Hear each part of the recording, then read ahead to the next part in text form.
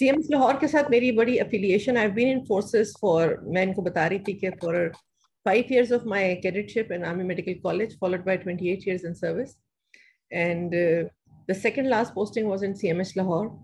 And when I was in CMH Lahore, at that time, I joined Masters in Health Professional Education. And during that attachment, I was posted to CMH Quetta.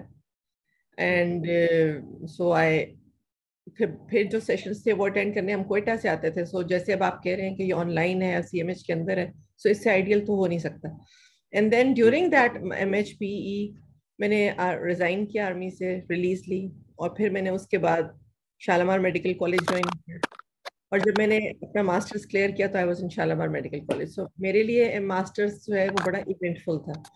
You know, I change 3 institutions in that time, and it was pretty challenging. Anyway, चले आप 8:07 हो गए, so let's get started. So थोड़ा सा introduction मैंने आपसे करा दिया है. Basically, I am a professor of obstetrics and gynecology in Shalamar Medical Dental College, Lahore at the moment, and I've recently been approved as a supervisor and got my hospital accredited for second fellowship in urogynecology.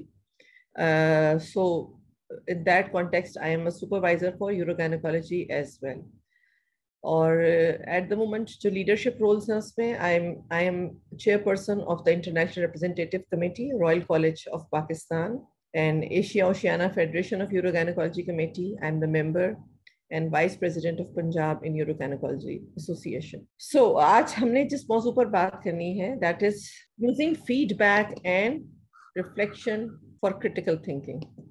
Feedback क्या होता है? पहले आप मुझे थोड़ा सा idea बताएं कि आप लोगों को क्या कॉन्सेप्ट है. What is feedback? Madam, when after an activity we discuss what went well, what did not go well, and what could be done better. Feedback can be feedback ideally is two-way.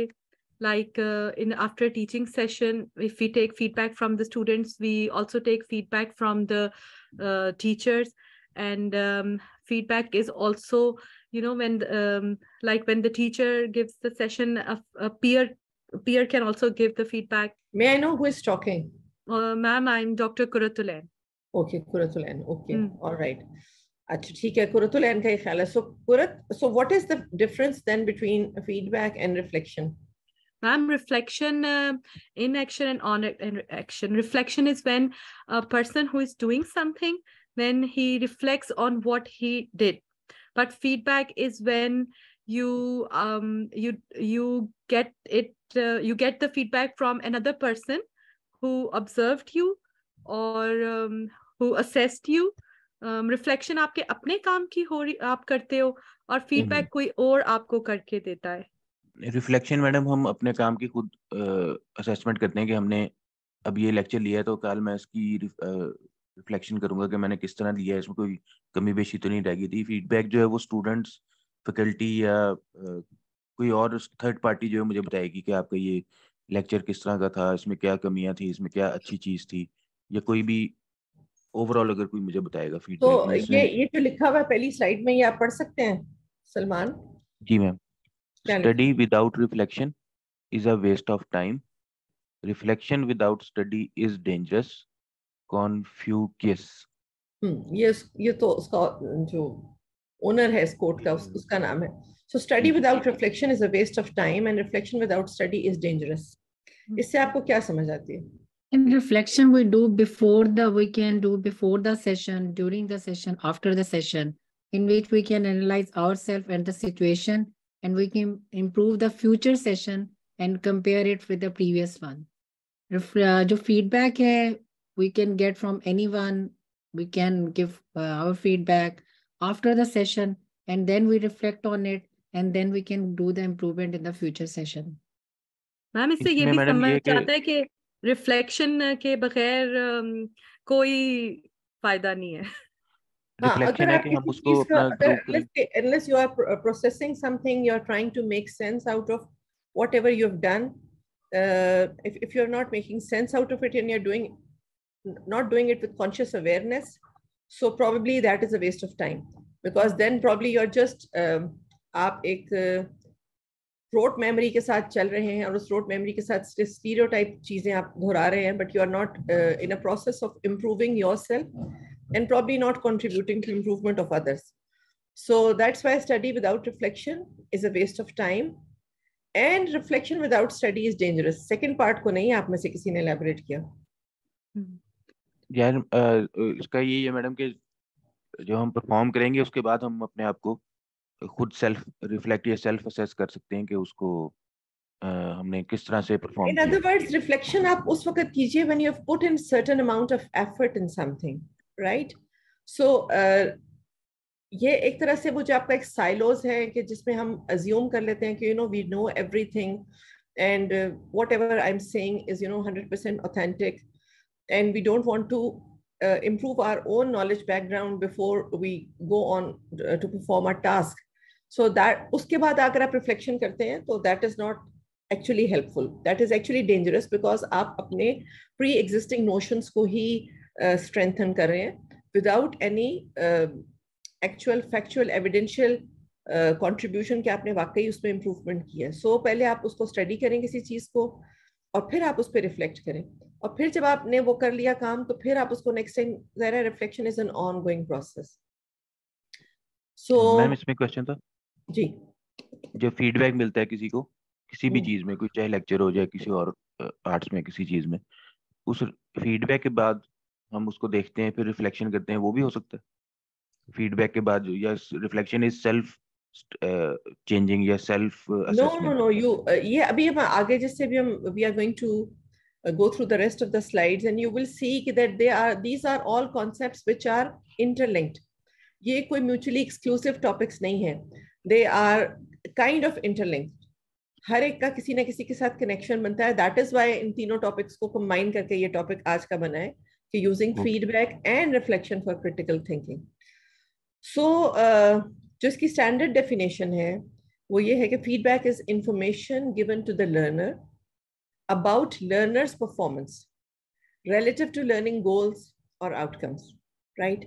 अब ये learner जरूरी नहीं कि classroom में बैठा हुआ student ही हो. जब आप एक एज ए टीचर पढ़ा रहे हैं तो मैं उस टीचिंग डोमेन में भी I am a learner, right? Is even now when I am interacting with you I am also learning, I am also evolving. So वो फीडबैक आप मुझे दे सकते हैं, बट ट्रूली स्पीकिंग क्योंकि इस वक्त आप स्टूडेंट्स हैं and I am probably in a mentor position, so अगर मैं भी आपको यहाँ पर फीडबैक देती हूँ, आप एक स्टेटमेंट देते हैं और मैं उस स्टेटमेंट के बारे में आपको बताती हूँ कि नहीं this is where you have misunderstood it and this is where you can improve it.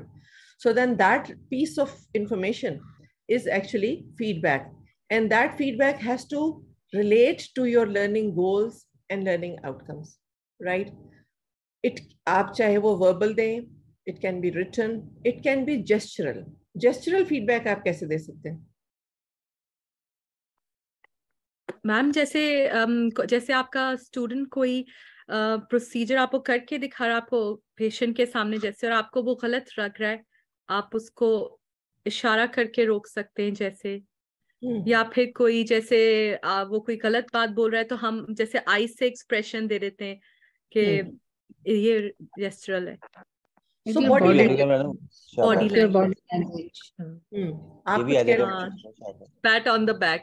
हाँ जी, ये भी डॉक्टर सलमान ऐसे कोई शाबाश, वेरी गुड, शाबाश है, वेरी गुड, तो फिर वर्बल आ जाता है. ऐसे gestural, हाँ gestural, a major part of your communication is actually non-verbal communication, जो आप अपनी body language से, facial expression से, अपने gestures से convey करते हैं. So approving postures, approving facial expressions, maybe just a wave or that kind of thing. So thumbs up. So these are all gestural feedback. So अगर आप verbal दे रहे हैं किसी को, जैसे आपने कहा कि शाबाश कह दिया या very good कह दिया, तो वो जो verbal feedback है, जो आपने ज़बानी बात की है, वो verbal है. और फिर written क्या है कि अगर आप वही चीज़ को formalize कर देते हैं और उसको आप in writing दे देते हैं, तो then so feedback की different forms हैं. Informal भी हो सकता है, formal भी हो सकता है, but the crux of the feedback should be that it should aim to and should be capable of improving the learning of the students. अगर मेरा feedback जो है वो आपकी learning में contribute नहीं कर रहा, मैंने आपको feedback तो दिया है लेकिन आप उस feedback को helpful नहीं समझते in a way कि इसने किस तरह से आपको help out किया है कि आप अपनी learning आइंदा से बेहतर कर सकें, तो probably that is not a feedback. So it is not just a piece of information or not just a set of comments जो आपने किसी को दिए हैं, बल्कि with an inherent element कि वो इस तरह का हो, constructive feedback हो कि आप उससे improve कर सकें. It should redirect the learner's action to achieve a goal by aligning effort and activity with the outcome.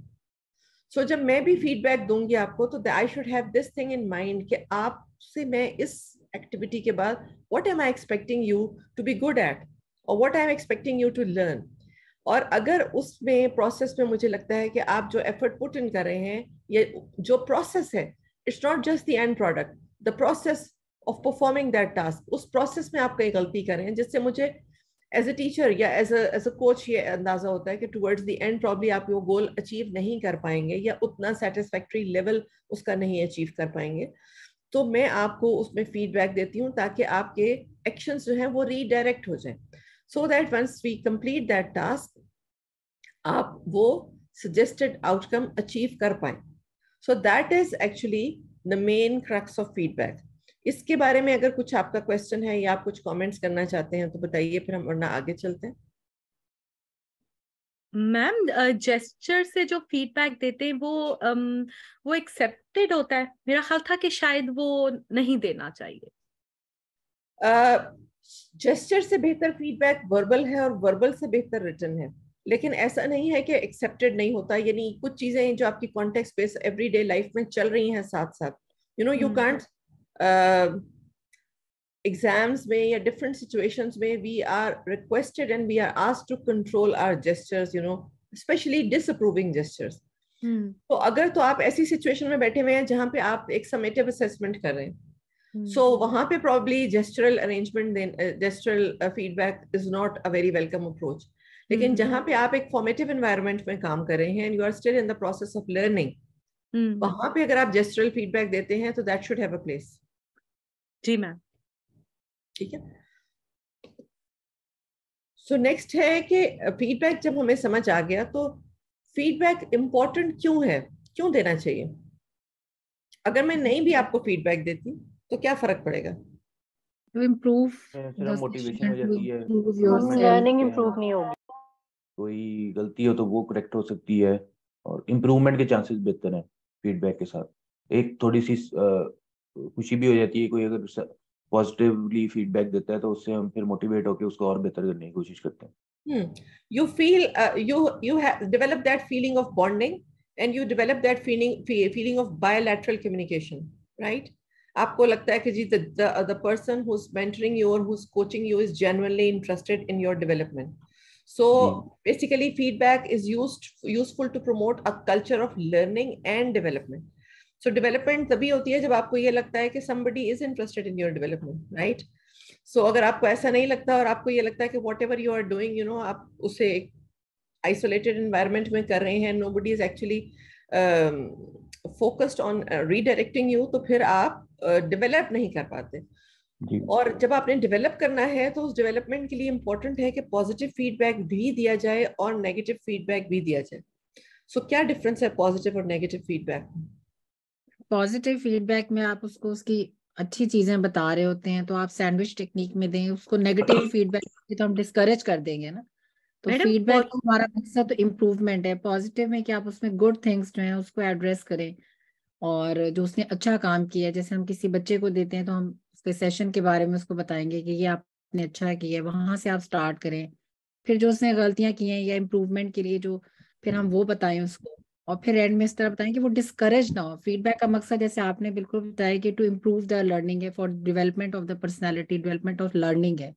तो उसमें हम पॉजिटिव में है कि उसमें हम गुड थिंग्स को एड्रेस करें और फिर नेगेटिव में उसको positive feedback, positive criticism, constructive criticism हो उसके अंदर, और कोई ऐसी चीज ना हो जिससे वो डीमोटिवेट हो जाए या डिप्रेस हो जाए. तो ये नेगेटिव फीडबैक है कि उसको कुछ लोग डीमोरलाइज करने के लिए जो करते हैं वो मजाक उड़ाना, या उसमें अगर आप देखें किसी भी चीज में कोई अगर अपना कंटेंट बना रहा है, कोई अपना लेक्चर बना रहा है, कोई अपना रिसर्च कर रहा है, तो उसको जिस तरह आपने बताया कि पॉजिटिव फीडबैक उसको कोई अप्रिशिएट कर रहा है कि उसको देख रहा है और पॉजिटिवली उसको इम्प्रूव करने के लिए फीडबैक दे रहा है तो वो उसमें आएगा। और अगर कोई उसका कहते हैं ना टांग खींचने वाला या उसको नेगेटिव कमेंट्स करने वाला, वो नेगेटिव फीडबैक में, ये मेरा कॉन्सेप्ट है। सो नेगेटिव एक्चुअली अगर आप देखें तो फीडबैक का मकसद अगर इम्प्रूवमेंट है तो इम्प्रूवमेंट का मकसद ये है कि आपने जो नेगेटिव चीज़ें हैं उनको बेसिकली जो कोर एम है वो नेगेटिव चीज़ों को रेक्टिफाई करना या उन नेगेटिव चीज़ों को इम्प्रूव करना है।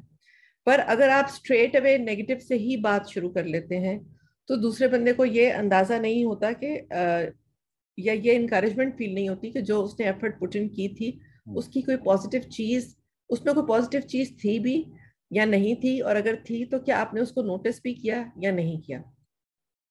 सो एक तरह से जब आप पॉजिटिव फीडबैक से स्टार्ट करते हैं तो you develop that kind of a connection with that person, that you are appreciating whatever good that person has done। लेकिन नेगेटिव फीडबैक देना भी बहुत इंपॉर्टेंट है। पॉजिटिव फीडबैक देना बहुत आसान है क्योंकि आप जब भी किसी की तारीफ करेंगे everybody wants to hear good things about himself और हरसेल्फ। सो पॉजिटिव फीडबैक देना is not a challenge. Negative feedback देना इज अ चैलेंज क्योंकि आपका एम जो है वो दूसरे को डिस्करेज करना नहीं होना चाहिए और इम्प्रूव करना होना चाहिए। इसी तरह जिस तरह आप में से किसी एक ने लफ्ज यूज किया सैंडविच टेक्निक, तो आप बात स्टार्ट करते हैं पॉजिटिव से, इन बिटवीन आप ले आते हैं कि जी what is the area for improvement, and preferably you again try to conclude your feedback with something positive. And in the entire process of giving this feedback, एक concern and supportive attitude आपका जो है वो नजर आना चाहिए, चाहे आप positive observations दे रहे हैं चाहे negative observations दे रहे हैं। So एक ये चीज कि you are actually concerned about the growth of that person, that is the crux of the feedback। जैसे आपने कहा कि दूसरे को ये फीलिंग नहीं आनी चाहिए कि you are giving this negative feedback just with the purpose of criticizing। So criticism is not the goal here। The goal constructive is ji constructive होना चाहिए। So constructive में मैडम पॉजिटिव और नेगेटिव दोनों भी हम रख सकते हैं। जी constructive में आप पॉजिटिव से स्टार्ट करते हैं और आप बीच में नेगेटिव लेकर आते हैं, एंड देन प्रेफरेबली अगर आप उसे कंक्लूड भी पॉजिटिव पे करें तो that is the most easiest form of it makes it most palatable for the person who is getting the feedback। So then you reflect on that feedback। ठीक है, so reflection आप खुद करें। जैसे आप लोगों ने कहा कि जी reflection जो feedback है वो आपको कोई और दे रहा है और reflect आप खुद करें। so reflect आप खुद अपनी performance पे भी कर सकते हैं, ठीक है, और रिफ्लेक्ट आप उस फीडबैक पे भी कर सकते हैं जो फीडबैक आपको किसी ने दिया, राइट। सो नेसेसरीली फीडबैक का होना जरूरी नहीं है रिफ्लेक्ट करने के लिए। रिफ्लेक्शन सेल्फ रिफ्लेक्शन भी हो सकती है, पर जब आपको कोई फीडबैक देता है तो आप उस फीडबैक पे भी रिफ्लेक्ट करते हैं, तो फिर ये दोनों चीजें सिनर्जिस्टिक हो जाती हैं, एक दूसरे को ऑगमेंट करती हैं। So feedback is designed to help you identify your own strengths and weaknesses in a piece of work. एक तो वो है अपनी स्ट्रेंथ्स और वीकनेसेस जो आप खुद समझ रहे हैं, एक वो है जो आपको ऑडियंस आपको कन्वे करता है, these are your strengths and your weaknesses, और आप उसको जब आइडेंटिफाई करते हैं और उसको समझने की कोशिश करते हैं तो that becomes reflection, because then that can help you improve on your work by building on the positive comments. So positive की भी ये फायदा हो जाता है कि आपको ये पता चल जाता है कि आपके कौन से स्ट्रेंथ्स हैं जो आपका ऑडियंस या जो आपका मेंटोर है वो स्ट्रेंथ्स को अप्रिशिएट करता है, और probably you need to capitalise on them, probably you can use them more often as your own individual strength, but at the same time आप negative ones को भी notice करते हैं because you want to inform the changes in your future work, right? Because you're not all positives। आप जैसे अब मैं ये हम सेशन आज का कंक्लूड करेंगे तो हम आपसे फीडबैक लेंगे, और उस फीडबैक से मैं भी ये जानना चाहूंगी कि आपने जो हमारी 2 घंटे का हमारा इंटरेक्शन अभी रहेगा, इस इंटरेक्शन में what did you think was positive? So probably अपने नेक्स्ट सेशन में मैं उन पॉजिटिव चीज़ों को मजीद अपनी स्ट्रेंथ लेके ज़्यादा उनसे फ़ायदा उठाने की कोशिश करूंगी, एंड देन आप उसमें अगर मुझे नेगेटिव चीज़ें भी बताएंगे तो then probably I'll redirect myself in the next sessions to address those negative things so that my future performance is better as compared to today। So ये इसमें आ जाता है कि you seek out peer and tutor feedback. So जरूरी नहीं कि आपको आपका ट्यूटर ही फीडबैक दे रहा हो, आप अपने पीयर से भी फीडबैक ले सकते हैं। सो आप अपने ऑडियंस से भी फीडबैक ले सकते हैं जो कि आपके मेंटीज हैं। And then you try to gain maximum perspective. जब आप मुख्तलिफ जगहों से पर्सपेक्टिव लेते हैं तो एक चीज होती है ट्रायंगुलेशन। आपने ट्रायंगुलेशन का लफ्ज सुना है कभी? What is triangulation? शाहीन, आपका क्या कॉन्सेप्ट है ट्रायंगुलेशन के बारे में? Triangulation. I'm Sorry, Suna, madam, heard for the first time. अच्छा, I'm sorry. Heard for the first time. किसी और ने सुना है ट्रायंगुलेशन? अच्छा, ट्रायंगुलेशन ये होता है, देखिए ट्रायंगुलेशन का मतलब होता है कि आप एक चीज को मुख्तलिफ पर्सपेक्टिव से सुनते हैं और आप उन तमाम पर्सपेक्टिव्स को कंबाइन करते हैं, और ताकि आप जो एक अपना इवेंचुअल एक इन्फ्रेंस उसमें से गेन कर रहे हैं, वो inference as objective as possible हो जाए। बिकॉज ये देखें, जब कोई आपको फीडबैक देता है तो फीडबैक में एक सब्जेक्टिविटी है। You get it? It is not something statistical और न्यूमेरिकल, राइट? अगर आपकी मैं मार्किंग कर रही हूँ, आपको मैं एक सेट ऑफ एमसीक्यूज दे देती हूँ और आप उस सेट ऑफ एमसीक्यूज को अटेम्प्ट करते हैं और उस हर एक एमसीक्यू के सेट नंबर हैं, और एंड में मैं आपको उस कंप्यूटर पर डाल देती हूँ, तो even the computer will give the calculation कि जी टोटल स्कोर कितना था। सो that is purely objective, right? लेकिन जब आप सब फीडबैक किसी को दे रहे हैं तो फीडबैक में no matter how much objective I want to make it, there's by design it has got an element of subjectivity in it. So जब भी आप सब्जेक्टिव चीजें ले रहे हैं और सब्जेक्टिव चीजों से एक इम्प्रोवाइजेशन करने की कोशिश कर रहे हैं, तो वो अगर आप मल्टीपल सोर्सेस से ले लेते हैं तो मल्टीपल सोर्सेस को पूल कर लेने से उसकी ऑब्जेक्टिविटी इनहैंस हो जाती है। तो अगर आपने फीडबैक, फॉर एग्जाम्पल आप एक स्टूडेंट है और आपने अपने ट्यूटर से भी फीडबैक लिया है, एट द सेम टाइम आपने अपने पीयर से भी फीडबैक लिया है, तो इससे आपको एक मैक्सिमम पर्सपेक्टिव मिलता है। फॉर एग्जाम्पल आपका टीचर आपको कह देता है कि आप बहुत स्टम्बल कर रहे थे, आप you were not confident, you just may become negative about it कि ये ठीक नहीं कह रहा। लेकिन अगर आपको आपके दो पीयर्स भी ये कह देते हैं, और उसमें specially the one who is close to you and जिसकी एडवाइस को आप बहुत वैल्यू करते हैं, द ट्रस्टेड फ्रेंड, वो भी अगर आपको यही देता है, तो आपका पर्सपेक्टिव ज्यादा न्यूट्रल हो जाता है। सो आप मुख्तलिफ ओपिनियंस को कंसिडर करते हैं और इसको आप कहते हैं कि जी आपने ट्रायंगुलेट किया है तमाम ओपिनियंस को, and then you evaluate your success and failure. So this is an very very important part कि आपने अपना जो फेलियर है उसमें उसको आपने जरूर असेस करना है और ओपन रहना है कि अगर आपको कोई नेगेटिव चीज पता चलती है तो आपने उसको एड्रेस करना है, क्योंकि अगर आप उसको नहीं एड्रेस करें तो उस फीडबैक का कोई फायदा नहीं, और आप जो उस पर रिफ्लेक्ट कर रहे हैं वो रिफ्लेक्शन प्रॉब्ली एडिक्वेट रिफ्लेक्शन नहीं है। क्योंकि अगर आप ये इस तरह से समझेंगे, only then you will be able to take realistic steps in your future action plan. आपको शाहीन अभी समझ आई कि ट्रायंगुलेशन क्या हो सकता है? जी, अंडरस्टूड मैडम। कि हम अपने पीयर्स और अपने ट्यूटर दोनों से एक फीडबैक लेंगे और उससे फिर जो हमें नेगेटिव पॉजिटिव पॉइंट्स मिलेंगे वो एक ट्रायंगुलेट होगा। जी, मल्टीपल सोर्सेस से। अब फॉर एग्जांपल जैसे आप एक कोई भी टीचिंग, मैं आपको फॉर एग्जांपल अपने थीसिस की बात करती हूँ कि मैंने अपना थीसिस किया था challenged motherhood of health care professionals. जी सो उसमें डिफरेंट मदर्स को मैंने लिया था, उनका क्या फीडबैक था, हेल्थ केयर प्रोफेशनल मदर्स जब उन्हें ऐसी चैलेंजेस फेस करने पड़े जहाँ पे उन्हें अपने करियर के बारे में रेडिकल डिसीजंस लेने पड़े। लेकिन फिर एट द सेम टाइम मैंने उनके एडमिनिस्ट्रेटर्स से भी फीडबैक लिया, उनका क्या पर्सपेक्टिव था।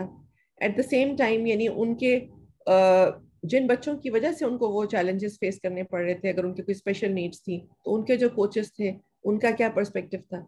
तो जब आपने डिफरेंट लोगों का उसमें ले लिया और फिर आपने उनको कंबाइन किया, तो क्योंकि अगर आप सिर्फ एक ही पार्टी को पूछते रहते हैं तो प्रॉब्ली आपका ओपिनियन बायस हो जाता है। जी मैम। जब आप मुख्तलिफ पार्टी से ले लेते हैं तो that becomes more neutral and more objective. जी मैम। तो एक चीज के फीडबैक है, एक चीज हमने अभी समझने की कोशिश की कि जी रिफ्लेक्शन है। So then what is critical thinking and what is reflective thinking? Reflection और reflective thinking क्या दो मुख्तलिफ चीजें या सेम है? Madam, they are different. कैसे?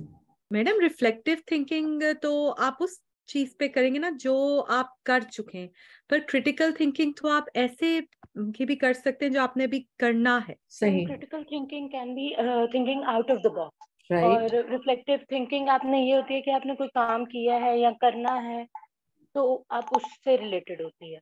बहुत सारे सिनेरियोज में लोग क्रिटिकल थिंकिंग को और रिफ्लेक्टिव थिंकिंग को सिनोनिमसली यूज करते हैं। सो क्या कोई कनेक्शन है? सो क्रिटिकल थिंकिंग क्या है, आप में से कोई पढ़ेगा? So the use of those cognitive skills और strategies which increase the probability of a desirable outcome. So यहाँ तक आपको क्या समझ है? कॉग्निटिव स्किल्स में जिसमें हमारी परसेप्शन है, हमारी थिंकिंग है, मेमोरी, ये सारी चीजें जो होती हैं कॉग्निशन के अंदर, उसके थ्रू हम अपना जो हमारा आउटकम है, अगर मैं चाहता हूँ कि ये बच्चा मेरा जिसको मैं पढ़ा रहा हूँ वो 100% रिजल्ट दे, तो इस कॉग्निटिव अपने स्किल्स या कॉग्निटिव चीज़ों से मैं उसको इम्प्रूव करके अपने लेक्चर को और बेहतर तरीके से उसको डिलीवर कर सकता हूँ ताकि आउटकम उसका बेहतर निकले। एम वही है जो फीडबैक का था कि डिजायरेबल आउटकम आपने इम्प्रूव करना है। रिफ्लेक्शन का भी यही एम था कि डिजायरेबल आउटकम इम्प्रूव करना है। क्रिटिकल थिंकिंग में एलिमेंट कॉग्निशन का ऐड हो गया। सो आपने कॉग्निटिव स्किल्स या कॉग्निटिव स्ट्रैटेजीज अब यूज करनी है to achieve the same outcome जो कि आप रिफ्लेक्शन से कर रहे थे या जो कि आप फीडबैक से अचीव करने की कोशिश कर रहे थे। In other words, thinking becomes purposeful, reasoned and goal directed. Purposeful तो फीडबैक भी था, गोल डायरेक्टेड फीडबैक भी था, रीजनिंग जो इसमें ऐड हो गई है कॉग्निशन के साथ, that makes the critical thinking part of it. The kind of thinking involved in solving problems. ठीक है, आपको एक चैलेंज सिनेरियो दे दिया जाता है, इल स्ट्रक्चर्ड सिनेरियो दे दिया जाता है जिसका कोई सेट आंसर नहीं है। ठीक है, आपने उसको खुद से उस वक्त सोचना है और आप उसको, तो उसमें आप जो अपना कॉग्निशन का एलिमेंट यूज करते हैं to formulate inferences, calculate likelihood, क्या चांसेस हैं कि अगर मैं ये बात इसको इस तरह से हैंडल करूं तो ये प्रॉब्लम एड्रेस हो जाएगा। Making decisions using those skills, thoughtful for the particular context. So that is critical thinking. In other, critical thinking को alternative name भी दिया गया है, which is directed thinking. Because directed thinking है, again it focuses on the desired outcome, लेकिन इसमें आपका thought process involved है, आपकी reasoning involved है, आप जो भी statement दे रहे हैं वो आप उसको बैकअप कर सकते हैं बेस्ड ऑन सर्टन लॉजिक्स के जी ये हमने ये डिसीजन लिया है तो इसका ये इसका बैकग्राउंड है, तो ये बन जाती है क्रिटिकल थिंकिंग। मैडम ये बायस हो सकती है? क्रिटिकल थिंकिंग भी बायस हो सकती है लेकिन less chances of getting biased, क्योंकि आप जैसे हम आगे इसको पढ़ेंगे आपने सिंथेसाइज करना है और एनालाइज करना है evidence to make a conclusion. So critical thinking में बाय एंड लार्ज आप एविडेंस को लाना शुरू कर देते हैं। कॉग्निशन और एविडेंस, आपने हर चीज को देना है, आर्ग्यूमेंट देना है कि आप अगर आप ये चीज कर रहे हैं तो आप क्यों कर रहे हैं। तो जिस चीज को भी आपने आर्ग्यूमेंट देके बैकअप करना है उसमें सब्जेक्टिविटी का एलिमेंट कम होना शुरू हो जाता है। Critical thinking skills are used to interpret what is happening, then analyse and evaluate a claim. ठीक है, आप उसको इवैल्यूएट कर रहे हैं, आप उसे एनालाइज कर रहे हैं, you separate the fact from opinion, जो आप बात करी हैं कि बायस।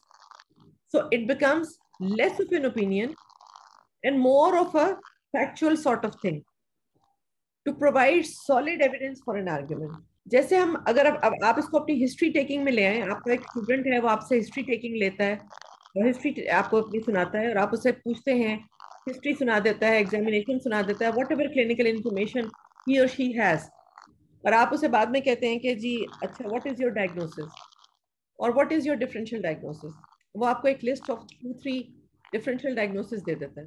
सो मेरा उससे नेक्स्ट सवाल ये होता है कि जी अगर आपने जो नंबर 1 डायग्नोसिस दिया है, आपने मुझे हिस्ट्री सुना दी, आपने मुझे एग्जामिनेशन सुना दिया, आपने मुझे इन्वेस्टिगेशंस बता दिए, please go through it all over again, उसको रिविजिट करें, दोबारा पढ़ने की जरूरत नहीं, रिकॉल करें और हाईलाइट करें अपने मेरे आगे कि आपने अगर नंबर 1 डायग्नोसिस ए दिया है तो what features in your history, examination and investigation support the diagnosis A, and at the same time, what are the features in your history examination and investigations which are not supporting the diagnosis A, right? और इसी तरह number 2 को बताएं और इसी तरह number 3 को बताएं. And the logic which I am expecting out of that student is कि जब वो मुझे अपना number A diagnosis बता रहा है, तो उसके फेवर में पॉजिटिव चीजें मैक्सिमम होनी चाहिए और नेगेटिव चीजें मिनिमम होनी चाहिए. And as we move down the order to diagnosis number 2, diagnosis number 3, उनकी सपोर्टिंग पॉजिटिव चीजें कम होती जाएं और नेगेटिव चीजें ज्यादा होती जाएं. दैट इज द रीजन कि आपने उसको नंबर 1 नहीं किया था, नंबर 2 किया था, नंबर 3 किया था. सो ये एक क्रिटिकल थिंकिंग है मेरे ख्याल के मुताबिक. आप अगर इससे डिफर करना चाहते हैं तो आप मुझे बताइए अपना पर्सपेक्टिव. क्रिटिकल थिंकिंग में ये कि अगर आप कोई बात करते हैं और उसको एविडेंस बेस्ड, यानी you have to justify that. जी exactly, you have to justify. Exactly आपने बस बात कह दी. जी मैं मेडिकल स्टूडेंट्स को भी यही बात कहती हूँ कि आप जब मेडिसिन में हैं तो you are pretty much a lawyer as well, you know. अपने आप को इस तरह से समझे कि जैसे लॉयर ने अपना केस डिफेंड करना है. आप जब अपनी सिर्फ हिस्ट्री सुना रहे हैं, नॉट जस्ट क्या पेशेंट को डील कर रहे हैं, वो एक सेपरेट सिनेरियो है. वो उसमें जो मेडिको लीगल लिटिगेशंस या इम्प्लीकेशंस आती हैं वो फर्क है. लेकिन जब आप अपनी सिर्फ एक हिस्ट्री सुना रहे हैं एज अ स्टूडेंट और एज अ अंडरग्रेड और एज अ पोस्ट ग्रेड, दोनों सूरतों में आपने अपने आप को उसी तरह से डिफेंड करना है, आपने हर वर्ड को, कि जैसे कि एक लॉयर डिफेंड करता है. सो जब आप उसको लिख रहे हैं तो उसको इस तरह से ही लिखिए कि अब मैं जाके जब अपने एग्जामिनर को सुनाना है कि ये इसके पॉसिबल डायग्नोसिस है, तो मुझे उसको बैकअप करना आना चाहिए. सो वो बैकअप करने के लिए जो आप डाटा इकट्ठा कर रहे हैं, या जिसको आप समझते हैं कि ये मेरा डिफरेंशियल डायग्नोसिस में लीस्ट इंपॉर्टेंट है, तो उसकी लीस्ट इंपॉर्टेंस को बैकअप करना भी आना चाहिए कि आप क्यों उसको लीस्ट इंपॉर्टेंट कह रहे हैं. तो वो जो प्रोसेस है जिसमें आप ये एनालाइज करते हैं कि मैं किस चीज को मोस्ट इंपॉर्टेंट कह रहा हूँ और मैं किस चीज को लीस्ट इंपॉर्टेंट कह रहा हूँ और क्यों कह रहा हूँ, वो जो एविडेंस आप प्रोवाइड करते हैं, that makes the critical thinking part of it. एक क्लासरूम सेटिंग में जब आप बात करें, within the classroom, critical thinking occurs when the students are presented with a problem and they assess possible solutions within the context and use evidence to support their choice. ये वही बात है जो मैं भी आपसे कर रही थी. आपने उन्हें एक प्रॉब्लम दे दी है, ठीक है. अगर वो क्लिनिक में आए हैं तो आपने उन्हें एक पेशेंट दे दिया है, लेकिन अगर वो क्लिनिक में नहीं है, क्लास में है, आपने उन्हें एक केस बेस्ड सिनेरियो दे दिया और उस सिनेरियो के बेसिस पे आपने उन्हें कहा है कि जी give your differential diagnosis, give your management options. लेकिन खाली ये नहीं है कि वो लिख दे मैनेजमेंट ऑप्शंस जितनी भी उसने किताब से पढ़ी थी. वो लिखता है तो आप उसे क्रॉस क्वेश्चन करेंगे, जी आपने ये मैनेजमेंट ऑप्शन अगर लिखी है तो क्यों लिखी है. सो अगर उसको वो एविडेंस के साथ बैकअप कर सकता है तो दैट इज वेयर ही और she has used critical thinking. So by improving critical thinking skills, students are better equipped to handle problems where solutions are unclear and no rote memorized solution is possible. और ये हमारी day to day clinical जो dealing है और हमारा day to day patients के साथ encounter है, उसमें हमें ऐसी ही चीजें मिलती हैं. वी डील विद केसेस जो एक डिजीज नहीं है, वो आपके पास वॉक इन डिजीज नहीं है, कोई पैटर्न नहीं है. वो पेशेंट आपके पास एक साइंस सिम्टम्स कॉम्प्लेक्स के साथ आया और आपने उसको एनालाइज करना है कि ये मोस्ट लाइकली ये इल स्ट्रक्चर्ड जो आपके पास एक सारी इंफॉर्मेशन है, इसको आप प्रोसेस करके क्रिटिकल थिंकिंग स्किल्स यूज करके कहाँ सबसे बेहतर यूज कर सकते हैं.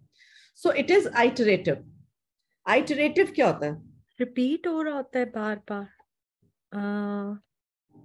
रेपिटेशन और आइटरेशन में फर्क है. Although when you go back to something, madam. So iteration is, repetition is सिर्फ repeat होना, iteration is back and forth, direction का element आ जाता है.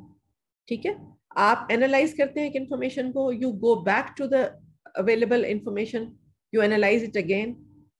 समझ आ गई आपको? So आप available data को और अपने inference को back and forth जब visit करते हैं तो that become iteration. For example, आपने एक दफा किया, आपने पॉसिबल सॉल्यूशंस निकाल लिए करंट इशू के, आपके ख्याल में क्या है, then you apply your past experiences and knowledge and you try to give a rational और जस्टिफिकेशन कि आपने जो भी पॉसिबल सॉल्यूशंस दी हैं वो पॉसिबल सॉल्यूशंस किस हद तक जस्टिफाइड हैं. So that process is critical thinking. लेकिन फिर आप उसको जो सेकंड पॉसिबिलिटी है उसके लिए फिर आप यही चीज रिविजिट करते हैं, जो थर्ड पॉसिबिलिटी है उसके लिए आप फिर यही चीज रिविजिट करते हैं.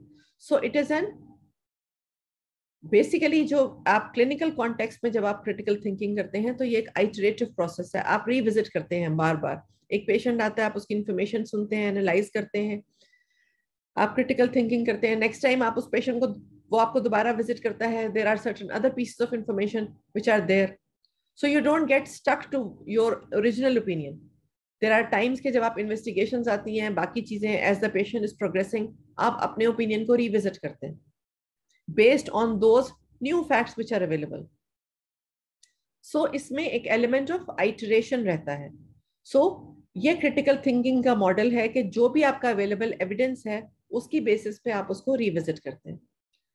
तो फिर reflective thinking क्या है?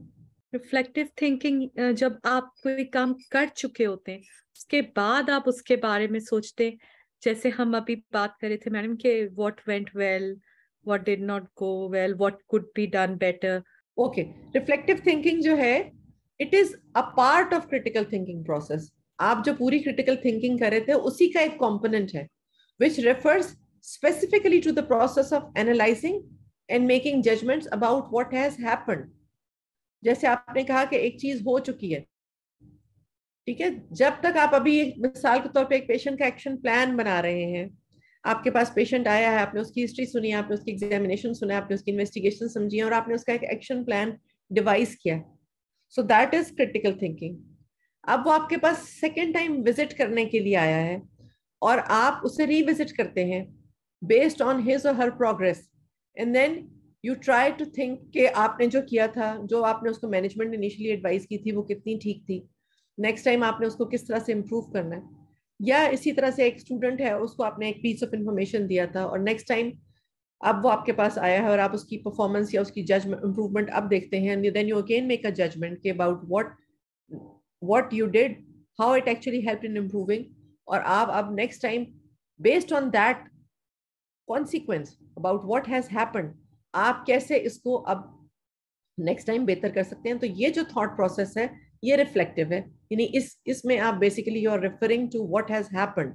आपने एक दफा क्रिटिकल थिंकिंग की थी, उसका कोई एक आउटकम हुआ, आपने उसको रिफ्लेक्ट किया और नेक्स्ट टाइम आपने उसको फॉलो किया. Reflective thinking is important in that process of iteration जो मैंने आपको कहा है. आप रिफ्लेक्ट करेंगे तो ही आप बैक एंड फोर्थ जा सकेंगे. आपने रिफ्लेक्ट किया है, नेक्स्ट टाइम आप फिर उसको देखते हैं कि आपने उसको किस तरह इंप्रूव करना है. So it's a reflective thinking is an active, persistent and careful consideration of a belief or supposed form of knowledge. So आपने एक दफा अपना माइंड बना लिया था शुरू में, आपने based on whatever available evidence was, आपने उसको पे अपना माइंड बना लिया था, लेकिन आप वहां पे स्टक नहीं हो गए, फ्रीज नहीं हो गए. जब नेक्स्ट टाइम आपके पास न्यू पीस ऑफ इंफॉर्मेशन आया है, so you are actively revisiting it and your persistent effort to revisit it जो है वो जारी रहती है. It's grounds which support and further conclusions to which that knowledge leads. So आप इवॉल्व करते हैं, उससे आप अपने आप को स्ट्रेटजी अपनी रीडिफाइन करते हैं और आप अपने फ्यूचर कंक्लूजन्स को इम्प्रूव कर सकते हैं. So in this way, learners are aware of and control their learning by actively participating in reflective thinking, in assessing what they know, what they need to know, and how they bridge that gap during learning situations. इसमें अगर आपकी कोई बात आपको नहीं समझ आई तो आप मुझे बताइए, फिर हम आगे चलते हैं. मैडम, आपके कहने का मतलब है कि जो क्रिटिकल थिंकिंग है उसमें अभी that thing has to be happened, और जो रिफ्लेक्टिंग थिंकिंग है उसमें that thing has happened in the past. Yes, reflection हमेशा आप उसी चीज के बारे में करेंगे जो हो चुकी है. जो चीज अभी हुई नहीं उस पर आप रिफ्लेक्ट नहीं कर सकते. मैं आपको ये कह रही हूँ कि reflective thinking is part of critical thinking. जी ठीक है. आपने जो समझा है यहां तक ठीक समझा है कि reflective thinking is about something which has happened, लेकिन जो मेरा ख्याल है इसको ठीक करने की जरूरत है कि reflective thinking is not different from critical thinking. Reflective thinking is that component of critical thinking. It is a component of critical thinking, yes ma'am, which you are using about a thing which has happened. So critical thinking जो है वो future चीज के बारे में भी हो सकती है, करंट चीज के बारे में भी हो सकती है, पास्ट चीज के बारे में भी हो सकती है. लेकिन पास्ट चीज के बारे में आप बात करते हैं तो उसी क्रिटिकल थिंकिंग को आप रिफ्लेक्टिव थिंकिंग भी कह सकते हैं. जी मैम, जी ठीक है. ठीक है. So in summary, critical thinking involves a wide range of thinking skills leading towards desirable outcome. इसने अभी आगे जाना है, लीडिंग टुवर्ड्स डिजायरेबल आउटकम. अगर आप इसको इस तरह से समझ लें तो ये और भी आसान हो जाता है कि critical thinking in other words आपकी थ्रू आउट एक फ्यूचर गोल की तरफ ओरिएंटेड है.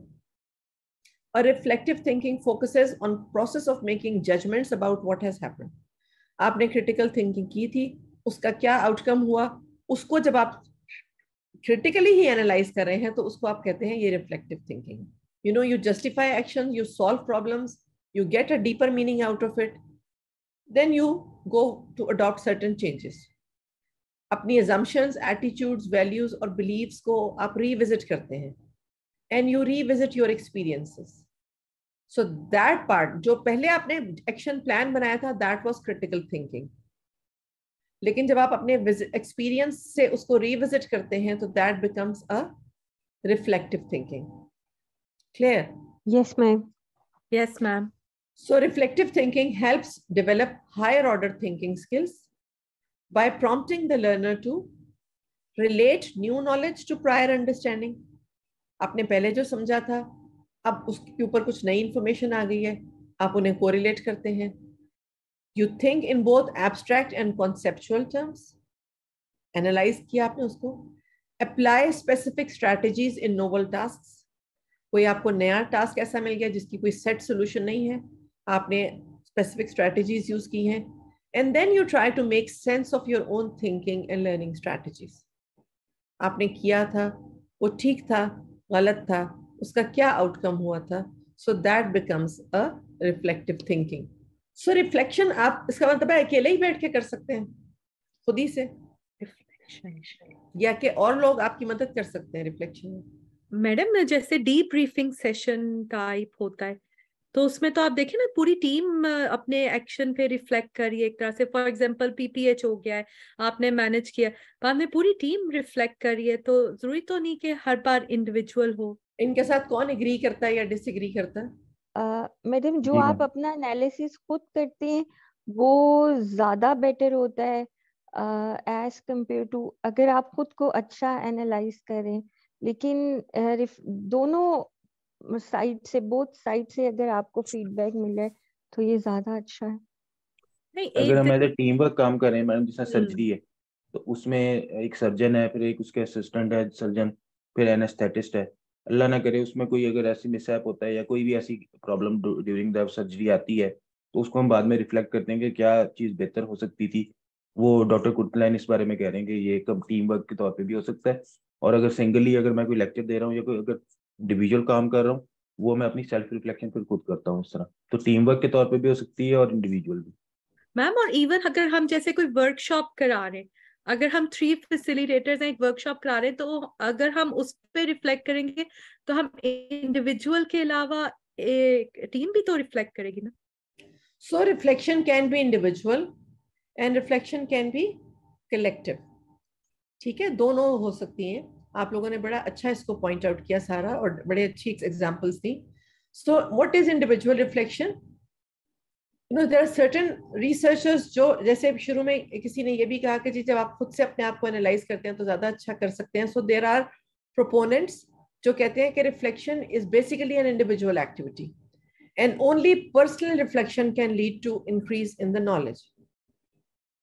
Individual reflection calls for the participants to think back on their personal prior experiences and connect those experiences to current information available to them, right?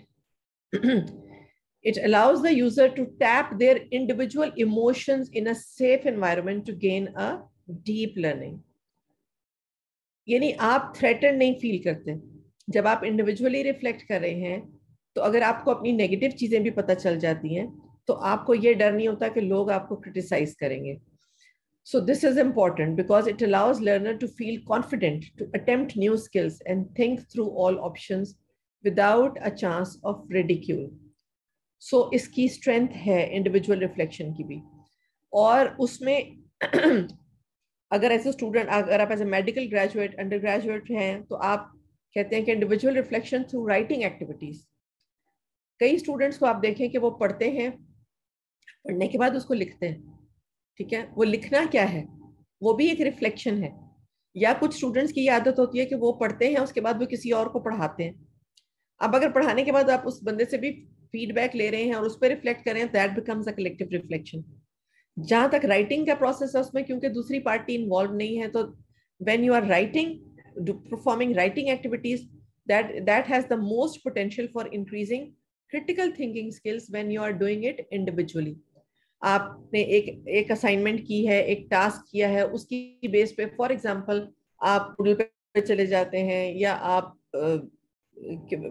इतने सारे software पे programmes हैं, आपको एक टेस्ट उसमें से क्वेश्चन अटेम्प्ट कर लेते हैं या उसमें से कोई एक टेस्ट टास्क उठा लेते हैं और आप उस असाइनमेंट को अटेम्प्ट करते हैं और फिर आप कंपेयर करते हैं, तो दैट बिकम्स एक तरह से आपकी इंडिविजुअल रिफ्लेक्शन है जिसमें आप किसी को एक्सपोज नहीं है in that situation face to face, तो वो आपको एक सेफ एनवायरनमेंट देता है। तो इसलिए कई लोग इंडिविजुअल रिफ्लेक्शन को प्रेफर करते हैं। But then collaborative reflection has got its own role, जैसे आप लोगों ने बड़ा राइटली अभी मुझे बताया है, because it enables participants to learn from different perspectives. 3 लोग वर्कशॉप करा रहे हैं, एक कहता है नहीं ये ठीक था, दूसरा कहता है नहीं ये इस तरह से भी बेहतर हो सकता था, तीसरा उसमें एक और नया पर्सपेक्टिव ले आता है। तो आप डिफरेंट पर्सपेक्टिव्स लेते हैं while gaining a deeper understanding of the content being taught. आप खुद से तो रिफ्लेक्ट कर रहे हैं, लेकिन जब आप दूसरे का ओपिनियन भी उसमें लेते हैं तो ये वही चीज है जो मैं शुरू में आपसे कह रही हूँ कि ट्रायंगुलेट हो जाती है बात, वो सब्जेक्टिविटी उसमें से कम होना शुरू हो जाती है and it start becoming more objective. So group reflection also relies on past experiences and prior knowledge of the topic, but now it is not just related to one individual. वो आप सबकी पूरी टीम की आ जाती है. It provides an opportunity for synergy through participants by sharing ideas. Synergy क्या है कि आप एक पॉजिटिव एनर्जी क्रिएट करते हैं towards the activity because all the participants are sharing their ideas and experiences. इसको इस तरह से भी समझ लीजिए कि एक चीज है मैंने इंडिविजुअली की फॉर एग्जांपल, और मैंने उसमें कुछ गलती कर दी या उसमें कोई कमी रह गई और मैं उसको समझती रहती हूँ कि ये मेरी इंडिविजुअल कमी है. I was not well equipped to perform this task, right, ये मेरी डेफिशिएंसी थी, मैंने प्रॉब्ली बहुत अच्छे से किया नहीं हुआ था. लेकिन जब आप कोलैबोरेशन में काम करते हैं और आपको दूसरे लोग भी बताते हैं कि that was the same area कि जहाँ पे उनको कोई प्रॉब्लम हुई थी, तो then probably you get an idea कि no this is not your individual deficiency, probably ये पार्ट ऑफ डिफिकल्टी उस टास्क की इनहेरेंट डिफिकल्टी थी. इसी को जब आप एनहांस करते हैं, आप एविडेंस बेस्ड प्रैक्टिस पे चले जाते हैं, उसे एविडेंस बेस्ड प्रैक्टिस से कंपेयर करते हैं, तो वो भी एक कोलैबोरेटिव रिफ्लेक्शन है. आप एविडेंस बेस्ड प्रैक्टिस से अपनी प्रैक्टिस को कंपेयर करते हैं तो वो एक कोलैबोरेटिव रिफ्लेक्शन है. So collaboration contains a level of reflection embedded within its process. कैसे? When you are sharing ideas and experiences, other group members gain knowledge from your perspective, and they have the opportunity to internalize their own thoughts and opinions. कई चीजें हैं जो आप किसी और के आगे बोलना नहीं चाहते, कई चीजें हैं जो आप किसी और के आगे अपनी वीकनेसेस एडमिट नहीं करना चाहते, लेकिन जब दूसरा बंदा आपको वो चीज बताता है, वो बात करता है, तो आप इंटरनली उसको प्रोसेस करते हैं और इंटरनली आप उस पर रिफ्लेक्ट करते हैं और आपका आप जजमेंट या सेल्फ रिफ्लेक्शन जो है वो आपको बताती है कि no you were not that bad, probably this was an inherent difficulty in that situation. So collaborative reflection जो है it has got its own strengths. Madam individual reflection की ना वैसे मैं शेयर करना चाह रही हूँ, हम लोगों ने जब सर्टिफिकेट कोर्स किया था मेडिकल टीचिंग में, उसमें वो एक टीचर्स रिफ्लेक्टिव जर्नल हमसे करवाते थे. वो बहुत इंटरेस्टिंग होता था. आपने अपनी एक्टिविटी का राइटिंग में जर्नल पूरा करना होता था. वो बहुत अच्छी रिफ्लेक्शन एक्टिविटी थी. तो जो आपकी ये आप देखिए कि हम लोगों ने जिस इरा में पढ़ा है, आप लोग तो भी यंग है मेरे से और मैं अपना भी देख रही हूँ, लेकिन मेरे लाइक अब जो मेरे बच्चे हैं जो पढ़ चुके हैं और ऑलरेडी पोस्ट ग्रेजुएशन कर रहे हैं, उनको मैं कंपेयर करती हूँ कंपेयर टू अब जो बच्चे प्राइमरी या सेकेंडरी स्कूल के लेवल्स में. तो आप ये देखें कि प्राइमरी स्कूल के बच्चों को भी जर्नल्स लिखवाए जाते हैं, इंडिविजुअल रिफ्लेक्शन लिखवाई जाती है. वो एक टास्क करते हैं अपना इंग्लिश का फॉर एग्जाम्पल एक यूनिट उन्होंने कंप्लीट किया, उसके बाद they are made to write a reflection कि जी मैंने ये पढ़ा था, ये मैंने टास्क इस यूनिट में हमने ये चीज़ पढ़ी है, पढ़ने के बाद मैंने क्या समझता हूँ, मुझे कहाँ प्रॉब्लम हुई थी, मुझे कहाँ फायदा हुआ था, मुझे क्या समझ आया था, मुझे क्या बेहतर करने की जरूरत है. तो ये उसी कॉन्सेप्ट को अब हमने मेडिकल कॉलेजेस में और पोस्ट ग्रेजुएट एजुकेशन में हम ले आए हैं और हम रिफ्लेक्टिव जर्नल्स लिख पाते हैं, ताकि हम ये समझें कि उस बंदे ने कॉन्शियस एफर्ट क्या की थी अपनी उस लर्निंग को प्रोसेस करने के लिए। जी madam, for me individual reflection is better. कभी ऐसा भी तो होता है ना, जैसे हमारा एक्सपीरियंस है कि हम एग्जामिनर को पूरा वाइवा दे देते हैं और जब घर आते हैं तो हमें याद आता है ये गलतियां थी, लेकिन बहुत दफा एग्जामिनर को वो हमारी गलतियां नहीं पता चलती, जो हमें खुद भी लग रहा होता है कि ये इतनी ज्यादा गलतियां कर रहे हैं। और वो इंडिविजुअल रिफ्लेक्शन और कोलैबोरेटिव रिफ्लेक्शन दोनों जो है वो एक दूसरे की जगह नहीं ले सकते। बताने का मकसद यही था कि both of them have a place. So individual reflection, इसीलिए ये जो मैंने ये पहले वाली दोबारा लेके आई हूँ कि some researchers provide evidence that reflection is an individual activity and only personal reflection can lead to increase in knowledge. ये देखें, ये एविडेंस बेस्ड है कि जिन्होंने ये कहा कि जी रिफ्लेक्शन है ही सिर्फ इंडिविजुअल एक्टिविटी, और आप जब पर्सनल रिफ्लेक्शन करते हैं तो सिर्फ वही नॉलेज इंक्रीज करती है, ये उस बात को स्ट्रेंथन कर रहा है जो आप कह रहे हैं, ठीक है ना। So there have been people जो ये समझते हैं कि जी सिर्फ इंडिविजुअल रिफ्लेक्शन ही इंपॉर्टेंट है, बट ऑन द कॉन्ट्ररी ये जब हम कोलैबोरेटिव रिफ्लेक्शन की बात करें तो इस पे भी हमने आगे स्टडीज कोट की हैं कि यानी ये भी एविडेंस बेस्ड है। सो इन अदर वर्ड्स ये दोनों चीजें एक दूसरे की जगह नहीं ले सकती, इन दोनों की अपनी अपनी जगह है, और देयर आर प्लेसेस जहाँ पे आपको इंडिविजुअली रिफ्लेक्ट करना पड़ता है and it is indispensable, and there are places जहाँ पे आपका कोलैबोरेटिव रिफ्लेक्शन करना जो है वो ज्यादा फ्रूटफुल होता है। रिफ्लेक्टिंग ऑन योर फीडबैक के भी डिफरेंट मॉडल्स हैं। मेडिकल एजुकेशन की अच्छी बात या बुरी बात जो मुझे लगी जब मैं इस सब्जेक्ट को पढ़ रही थी कि एक एक लफ्ज को लेकर उस लफ्ज को बहुत ज्यादा जैसे मैंने आपसे कहा ना, लॉयर आप बन जाते हैं, आप उस एक लफ्ज को बहुत ज्यादा सिंथेसाइज करते हैं, बहुत ज्यादा उसको डिग आउट करते हैं, उसके मीनिंग्स की डेप्थ में बहुत डिटेल में जाते हैं। सो अब कहने को था जी फीडबैक इंप्रूवमेंट के लिए रिफ्लेक्ट किया कि अब आपने समझ भी लिया है, लेकिन उसको फिर फर्दर ब्रेक डाउन किया एंड देयर आर, आप देखेंगे 3-4 मॉडल्स में भी आपसे शेयर करूंगी कि जी लोग कहते हैं कि जी किस तरह से आप जब फीडबैक पे रिफ्लेक्ट करते हैं तो आप किन किन स्टेजेस से गुजरते हैं। सो सबसे आसान मॉडल को मैं सबसे पहले इसलिए लेकर आई हूँ कि अगर आपको सिर्फ ये याद रहता है तो this is also good enough, लेकिन आपसे जब आपको के इम्तहान होते हैं, खासतौर पर अगर आप मास्टर्स करते हैं और डिफरेंट, तो उसमें आपसे मॉडल स्पेसिफिकली पूछे जाते हैं, इसलिए उनका पता होना जरूरी है। सो डिस्क्रिप्टिव स्टेज ऑफ रिफ्लेक्शन, सबसे पहली आ जाती है डिस्क्रिप्टिव स्टेज, नंबर 2 आ जाती है क्रिटिकल थिंकिंग स्टेज, और नंबर 3 है फ्यूचर फोकस्ड स्टेज।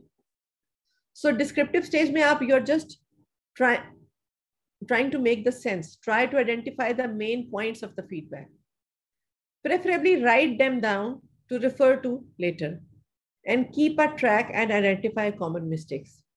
ठीक है, किसी ने आपको फीडबैक दिया और आप उसको उस फीडबैक से खुद क्या समझ रहे हैं, और रिफ्लेक्शन आपकी जो है उसको अगर आप लिख लेते हैं, जो भी आपकी फीलिंग्स उस वक्त आपको समझ आई हैं, तो that becomes just a descriptive stage. Critical thinking है, अब उसी लिखी हुई चीज को या उसी समझी हुई चीज को आप एनालाइज करना शुरू करते हैं। How do you feel about that? Was the person too negative? Was he actually positive? Was whatever he pointing out to be your shortcoming actually your shortcoming? What are you particularly proud of? उसने जो चीजें आपकी appreciate की उसमें से कौन सी चीज है जो आपको लगता है कि वाकई अच्छी आपने की थी? Is there anything you are disappointed by? आपको खुद लगता है कि जैसे आप कह रही हैं कि मैं घर जाऊंगी वाइवा देने के बाद और मुझे लगता है कि मैंने ये चीज गलत की थी, तो क्या कोई ऐसी चीज है जो आप आइडेंटिफाई कर सकती हैं कि जिससे आप डिसअपॉइंट हुई हैं? क्या आपको उस फीडबैक में कोई क्लैरिफिकेशन चाहिए? मतलब उस बंदे ने अपनी तरफ से तो आपको फीडबैक दे दिया है, लेकिन आपको समझ नहीं आई कि उसने ऐसा क्यों लिखा है। Do you want to go back to that person to get a clarification कि उसने ये कमेंट अगर डाला है तो किस लिए डाला? And then future focus stage of reflection. How will this feedback influence you in completing your next assignment more effectively? What will you do the same? जैसे मैंने आपसे कहा कि आज के आपके इस फीडबैक के बाद मैं समझूंगी कि नेक्स्ट टाइम जब मुझे एजू लाइफ वाले बुलाते हैं तो मैं क्या चीज है जो ऐसे ही करना चाहूंगी। What will you do differently? क्या चीजें हैं जो मेरे आज के ऑडियंस को पसंद नहीं आई हैं नेक्स्ट टाइम, या उनको लगता है कि इस पे मैं इम्प्रूवमेंट कर सकती हूँ? सो उन स्ट्रेंथ्स को और उन नेगेटिव फीडबैक्स को जहन में रखते हुए अपनी नेक्स्ट टाइम की एक्टिविटी को मैं प्लान करूंगी, putting together an action plan. So ये 3 लॉजिकल स्टेजेस हैं ईजीएस्ट वे में समझाने के लिए, कि पहली बात ये कि मैंने सिर्फ उनको उठा लिया 1 2 3 के ये ऑब्जर्वेशंस हैं। Number 2, I tried to make a sense out of them, and number 3, I tried to incorporate that sense into my future plan so that next time my performance is better.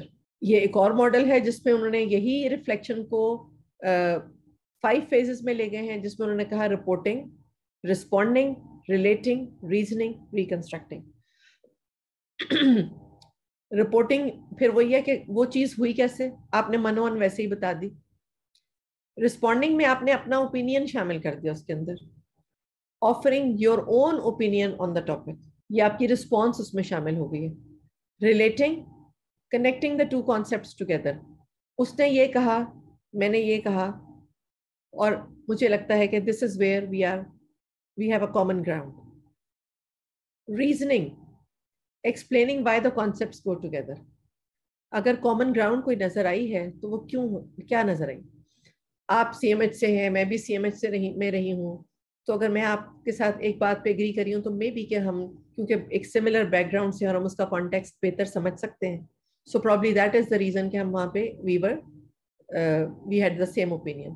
And reconstructing है कि you alter an idea और belief based on this reflection activity, कि अगर मैं आपसे लेती हूँ, कुछ कॉमन ग्राउंड्स आइडेंटिफाई हो जाती हैं, but there are certain things different जो कि मुझे बताती हैं कि मैंने जो मेरी शॉर्ट कमिंग्स थी उनको मैं किस तरह से इम्प्रूव कर सकती हूँ, तो मैं उसको रिकंस्ट्रक्ट करती हूँ। So some problems do not require all 5 phases. जैसे हम कहते हैं हिस्ट्री, इंस्पेक्शन, एग्जामिनेशन में इंस्पेक्शन, पैल्पेशन, परकशन, ऑस्कल्टेशन, लेकिन हर जगह आपको ये सारा ऑर्डर इसी तरह फॉलो नहीं करना होता। इसी तरह से अ सिचुएशन में need only relating and responding and may not need reconstruction at all. So जब आप 5 फेजेस कह रहे हैं, इसका ये मतलब नहीं कि हर सिचुएशन में आप 5 फेजेस से गुजरेंगे, लेकिन ये 5 फेजेस जो हैं उसके कॉन्सेप्ट को कंप्लीट करते हैं। ये बेन्स मैप है। फिर एक ग्रॉसमैन मॉडल है जिसमें 4 फेजेस वो कहते हैं, again descriptive, mental processing, transformative and intensive reflection यहाँ पे कहा जाता है। डिस्क्रिप्टिव वैसा ही था जैसा कि पिछला आपका पार्ट था रिपोर्टिंग। मेंटल प्रोसेसिंग में आपका कॉग्निशन का एलिमेंट आ जाता है। ट्रांसफॉर्मेशन अगेन रीजनिंग है, क्यों मेरा और आपका ख्याल यहाँ पे एक जैसा है। An intensive reflection is the deepest reflection where new experiences are different from the learner's prior belief. ये एक तरह से रिकंस्ट्रक्शन आ जाती है जो हमने पीछे पढ़ी, रिकंस्ट्रक्टिव फेज। सो इंटेंसिव रिफ्लेक्शन के बाद आप रिकंस्ट्रक्शन करते हैं। The learners must resolve the conflict and alter their thinking slightly or more drastically. ठीक है, सो ये आसान है, इसको याद करना। मेरे ख्याल में अगर आपने जब इम्तिहान के लिए याद करना हो तो अगर आप ये पहला वाला याद करते हैं जो सबसे पहले हमने पढ़ा था, जिसमें 3 फेजेस थे, डिस्क्रिप्टिव स्टेज, क्रिटिकल थिंकिंग और फ्यूचर फोकस्ड, ये सबसे आसान है। या फिर ये गिब्स रिफ्लेक्टिव साइकिल, आप ये साइकिल याद कर लें तो बहुत अच्छे से आपको। So you get a feeling, you evaluate that feeling, you analyze, you reach a conclusion, you draw an action plan. Next time again you describe the sequence of events, incorporate your feeling, evaluate, analyze, conclude, action plan. So ये iterative है, ठीक है, आपका ये cycle close नहीं हो रहा। Action plan के साथ आप नेक्स्ट टाइम फिर इम्प्रूव करें। So till the time that I am involve in this teaching and learning activity on this platform, मैं हर अगले लेक्चर से पहले, हर अगली टॉक से पहले, अगर इसको इस तरह से री इम्प्रोवाइज करती हूँ, मैं फिर से सोचती हूँ कि जी आपने मुझे आज फीडबैक दिया, मैं उसको डिस्क्रिप्टिवली एनालाइज करती हूँ, फिर मैं उस पर अपनी फीलिंग्स डालती हूँ, मैं उसको एवेलुएट करती हूँ, एनालाइज करके मैं एक कंक्लूजन पे पहुंचती हूँ कि these are the things which I need to rectify, these are my strengths which I need to potentiate, और उसकी बेसिस पे मैं एक्शन प्लान बनाती हूँ। So this is an iterative process, right. ये खत्म नहीं होता, ये बैक एंड फोर्थ, आप उन्हीं स्टेजेस के बीच में घूमते रहते हैं, and in that process you keep on evolving. सही, यहाँ पे हमारा एक कॉन्सेप्ट खत्म हो गया है कि हम रिफ्लेक्शन से और फीडबैक से किस तरह से अपनी थॉट प्रोसेस इम्प्रूव कर सकते हैं। रिफ्लेक्शन बहुत सारी लर्निंग थेरीज का भी इंटेग्रल कंपोनेंट है। आप लोगों ने लर्निंग थेरीज पढ़ी अभी तक? यस मैम, कल पढ़ी है। कल पढ़ी है। सो बहुत सारी लर्निंग थेरीज का भी इंटेग्रल कंपोनेंट है रिफ्लेक्शन। आपने कॉल्ब्स एक्सपीरियंशियल लर्निंग थेरी पढ़ी होगी, Meyers and Johns learning theory है, मीजरोस ट्रांसफॉर्मेटिव लर्निंग थेरी है। ये नहीं पढ़ी हमने तो अभी, कॉग्निटिव ह्यूमनिस्टिक वो ही किया मैडम। कल मैडम किया था हमने कॉग्निटिव कंस्ट्रक्टिव का डिफरेंस, ह्यूमनिस्ट और थ्योरी ह्यूमनिस्टिक और सोशल एक्टिविटी, और ये 2-3 मेन हमने कल डिफरेंस, 2 हमने किए थे मेन इनके डिफरेंस है। So जो Kolb's experiential learning theory है, it includes reflection as one of the core components of the theory. ये कहती है कि जी किसी भी experience के बाद participants reflect on the experience, they make abstract generalizations, and then actively experiment with the generalizations of the newly crafted ideas. So that experiential learning is more than simply a learning by experience. आप उस experiential learning में experience करने के बाद you reflect on it, you understand what you have experienced, and then you develop a concept. So ये Kolb's experiential theory है। इन्हीं experiential theory से, experiential learning से आपको बहुत आसान लफ्जों में तो ये समझ आता है कि जो भी मैंने experience किया है वो मैंने learn किया। लेकिन Kolb theory ये कहती है कि experiential learning is not just that experience, it is reflecting on that experience, again understanding that experience, and उसमें कॉग्निशन का एलिमेंट आप ले आते हैं। So then that sort of, ये आपने जो कंस्ट्रक्ट की अपनी लर्निंग, वो लर्निंग है। Meyers and John active learning कहती है कि you gather information through reading and listening followed by reflection. Through reflection learners apply new information to exercises, simulations और other activities. So critical thinking through reflection is necessary. जब तक आप critical thinking उसमें नहीं लाते, लर्नर उसका active participant उस learning activity का नहीं बनता। यस मैम, वरना देखिए ना वही रिफ्लेक्शन इन एक्शन की तरह से ही हो गया ना क्रिटिकल थिंकिंग। हाँ, जब तक आप उस लर्निंग के ऊपर रिफ्लेक्ट नहीं करेंगे, आप उस लर्निंग का पार्ट नहीं बनते। आप रिफ्लेक्ट करते हैं, उसको अपने प्रायर लिंक्स के साथ जोड़ते हैं और फिर वो आपकी एक्चुअली आपकी लर्निंग बनती है। ट्रांसफॉर्मेटिव लर्निंग थ्योरी ये कहती है कि रोल ऑफ रिफ्लेक्शन, आप मजीद उसको एनालाइज करती है कि जब तक आप सिर्फ सुन रहे हैं, आप हाउ टू या वाई के जब तक आप हाउ के क्वेश्चंस पे रहते हैं, how this happened, when this happened, where it happened, जब तक सिर्फ ये सवाल थे, तब तक ये आपकी लर्निंग नहीं हुई। लर्निंग तब हुई है जब आप इस पे आ जाते हैं कि व्हाई दिस हैपेंड, कैसे। So जब वो पार्ट आ जाता है, so that helps the learner break down the various parts of the activity and then recognize the learning occurring throughout the activity. क्यों? ठीक है, आप अपने एक अंडरग्रेड को प्रोसेस ऑफ डाइजेशन पढ़ा रहे हैं, आप उसे बताते जाते हैं कि हाँ जी माउथ में गया था, च्यू हो गया, फिर इसोफेगस में गया, ये हो गया, फिर स्टमक में गया, ये हो गया। जब तक आपका लर्नर आपको रुककर ये नहीं पूछता कि क्यों प्रोटीन खाली स्टमक में ही क्यों ब्रेक हो रही है, ठीक है, फलां चीज खाली इंटेस्टाइन में ही क्यों अब्जॉर्ब हो रही है। सो जब वो वाई का एलिमेंट लाना शुरू कर देता है, तो वो पार्ट है जहां पे वो ट्रांसफॉर्मर, इन अदर वर्ड्स जहां पे वो क्वेश्चन करना शुरू कर देता है। सो जो भी आप लर्निंग थ्योरी पढ़ेंगे, ये मीजरोस जो मैंने आखिर में आपको पढ़ाई है, ट्रांसफॉर्मेटिव लर्निंग जो है, ये सबसे ज्यादा पॉपुलर लर्निंग थ्योरी है। एंड इट क्रिटिकली, इसका मेन पार्ट जो है, इसके 10 कंपोनेंट्स हैं, लेकिन इसका मेन पार्ट है कि you critically reflect on assumptions. हर चीज को रुकें और उस पर क्यों का सवाल करें, ऐसा क्यों है, ऐसा हो रहा है तो क्यों हो रहा है, ठीक है। ओनली देन आप उसको, उसके ऊपर से जो भी आप अपना कोर्स ऑफ एक्शन निकालेंगे, उसमें आप न्यू नॉलेज एक्वायर करेंगे, आप कॉम्पिटेंस बिल्ड करेंगे, कॉन्फिडेंस बिल्ड करेंगे और उसे अपनी लाइफ में ज्यादा बेहतर अप्लाई कर सकें। सो अब एक और चीज आ गई, क्रिटिकल रिफ्लेक्शन। हमने क्रिटिकल थिंकिंग की है, रिफ्लेक्टिव थिंकिंग की है, ऐसा ही है ना, रिफ्लेक्शन किया था, क्रिटिकल थिंकिंग की थी, रिफ्लेक्टिव थिंकिंग की थी और क्रिटिकल रिफ्लेक्शन की थी, और फीडबैक थोड़ा। So what is critical reflection? सारा लफ्जों का खेल है एक्चुअली। सो जब आप क्रिटिकली थिंक कर रहे हैं, उस क्रिटिकल थिंकिंग का जो रिफ्लेक्शन वाला पार्ट है उसको जब आप एम्फेसाइज करते हैं तो दैट इज क्रिटिकल रिफ्लेक्शन। यानी जब आप रिफ्लेक्ट कर रहे हैं इस माइंडसेट के साथ कि आपने इसके ऊपर इवॉल्व करना है, अपनी कॉग्निटिव थिंकिंग को डाल के एक फ्यूचर प्लान बनाना है, तो वही रिफ्लेक्शन जो पहले आपकी सिर्फ रिफ्लेक्शन थी वो क्रिटिकल रिफ्लेक्शन बन जाती है। सही। इन अदर वर्ड्स, आप एक बात मुझे बताते हैं, आप मुझे एक फीडबैक देते हैं, उस फीडबैक के ऊपर मैं सिर्फ रिफ्लेक्ट करती हूँ कि अच्छा ये बात अच्छी थी, ये बात बुरी थी, ये उन्होंने मुझे ऐसे बताई है, नहीं, लेकिन सेकंड टाइम मैं उसको कॉग्निटिवली थिंक करने की कोशिश करती हूँ कि ये ऐसा उन्होंने क्यों कहा था, ऐसा क्यों कहा था, अगर ये बात गलत लगी थी तो क्या वाकई ये गलत बात थी। सो जब मैं उसी रिफ्लेक्शन को कॉग्निटिव एलिमेंट उसमें ले आती हूँ तो that reflection becomes a critical reflection.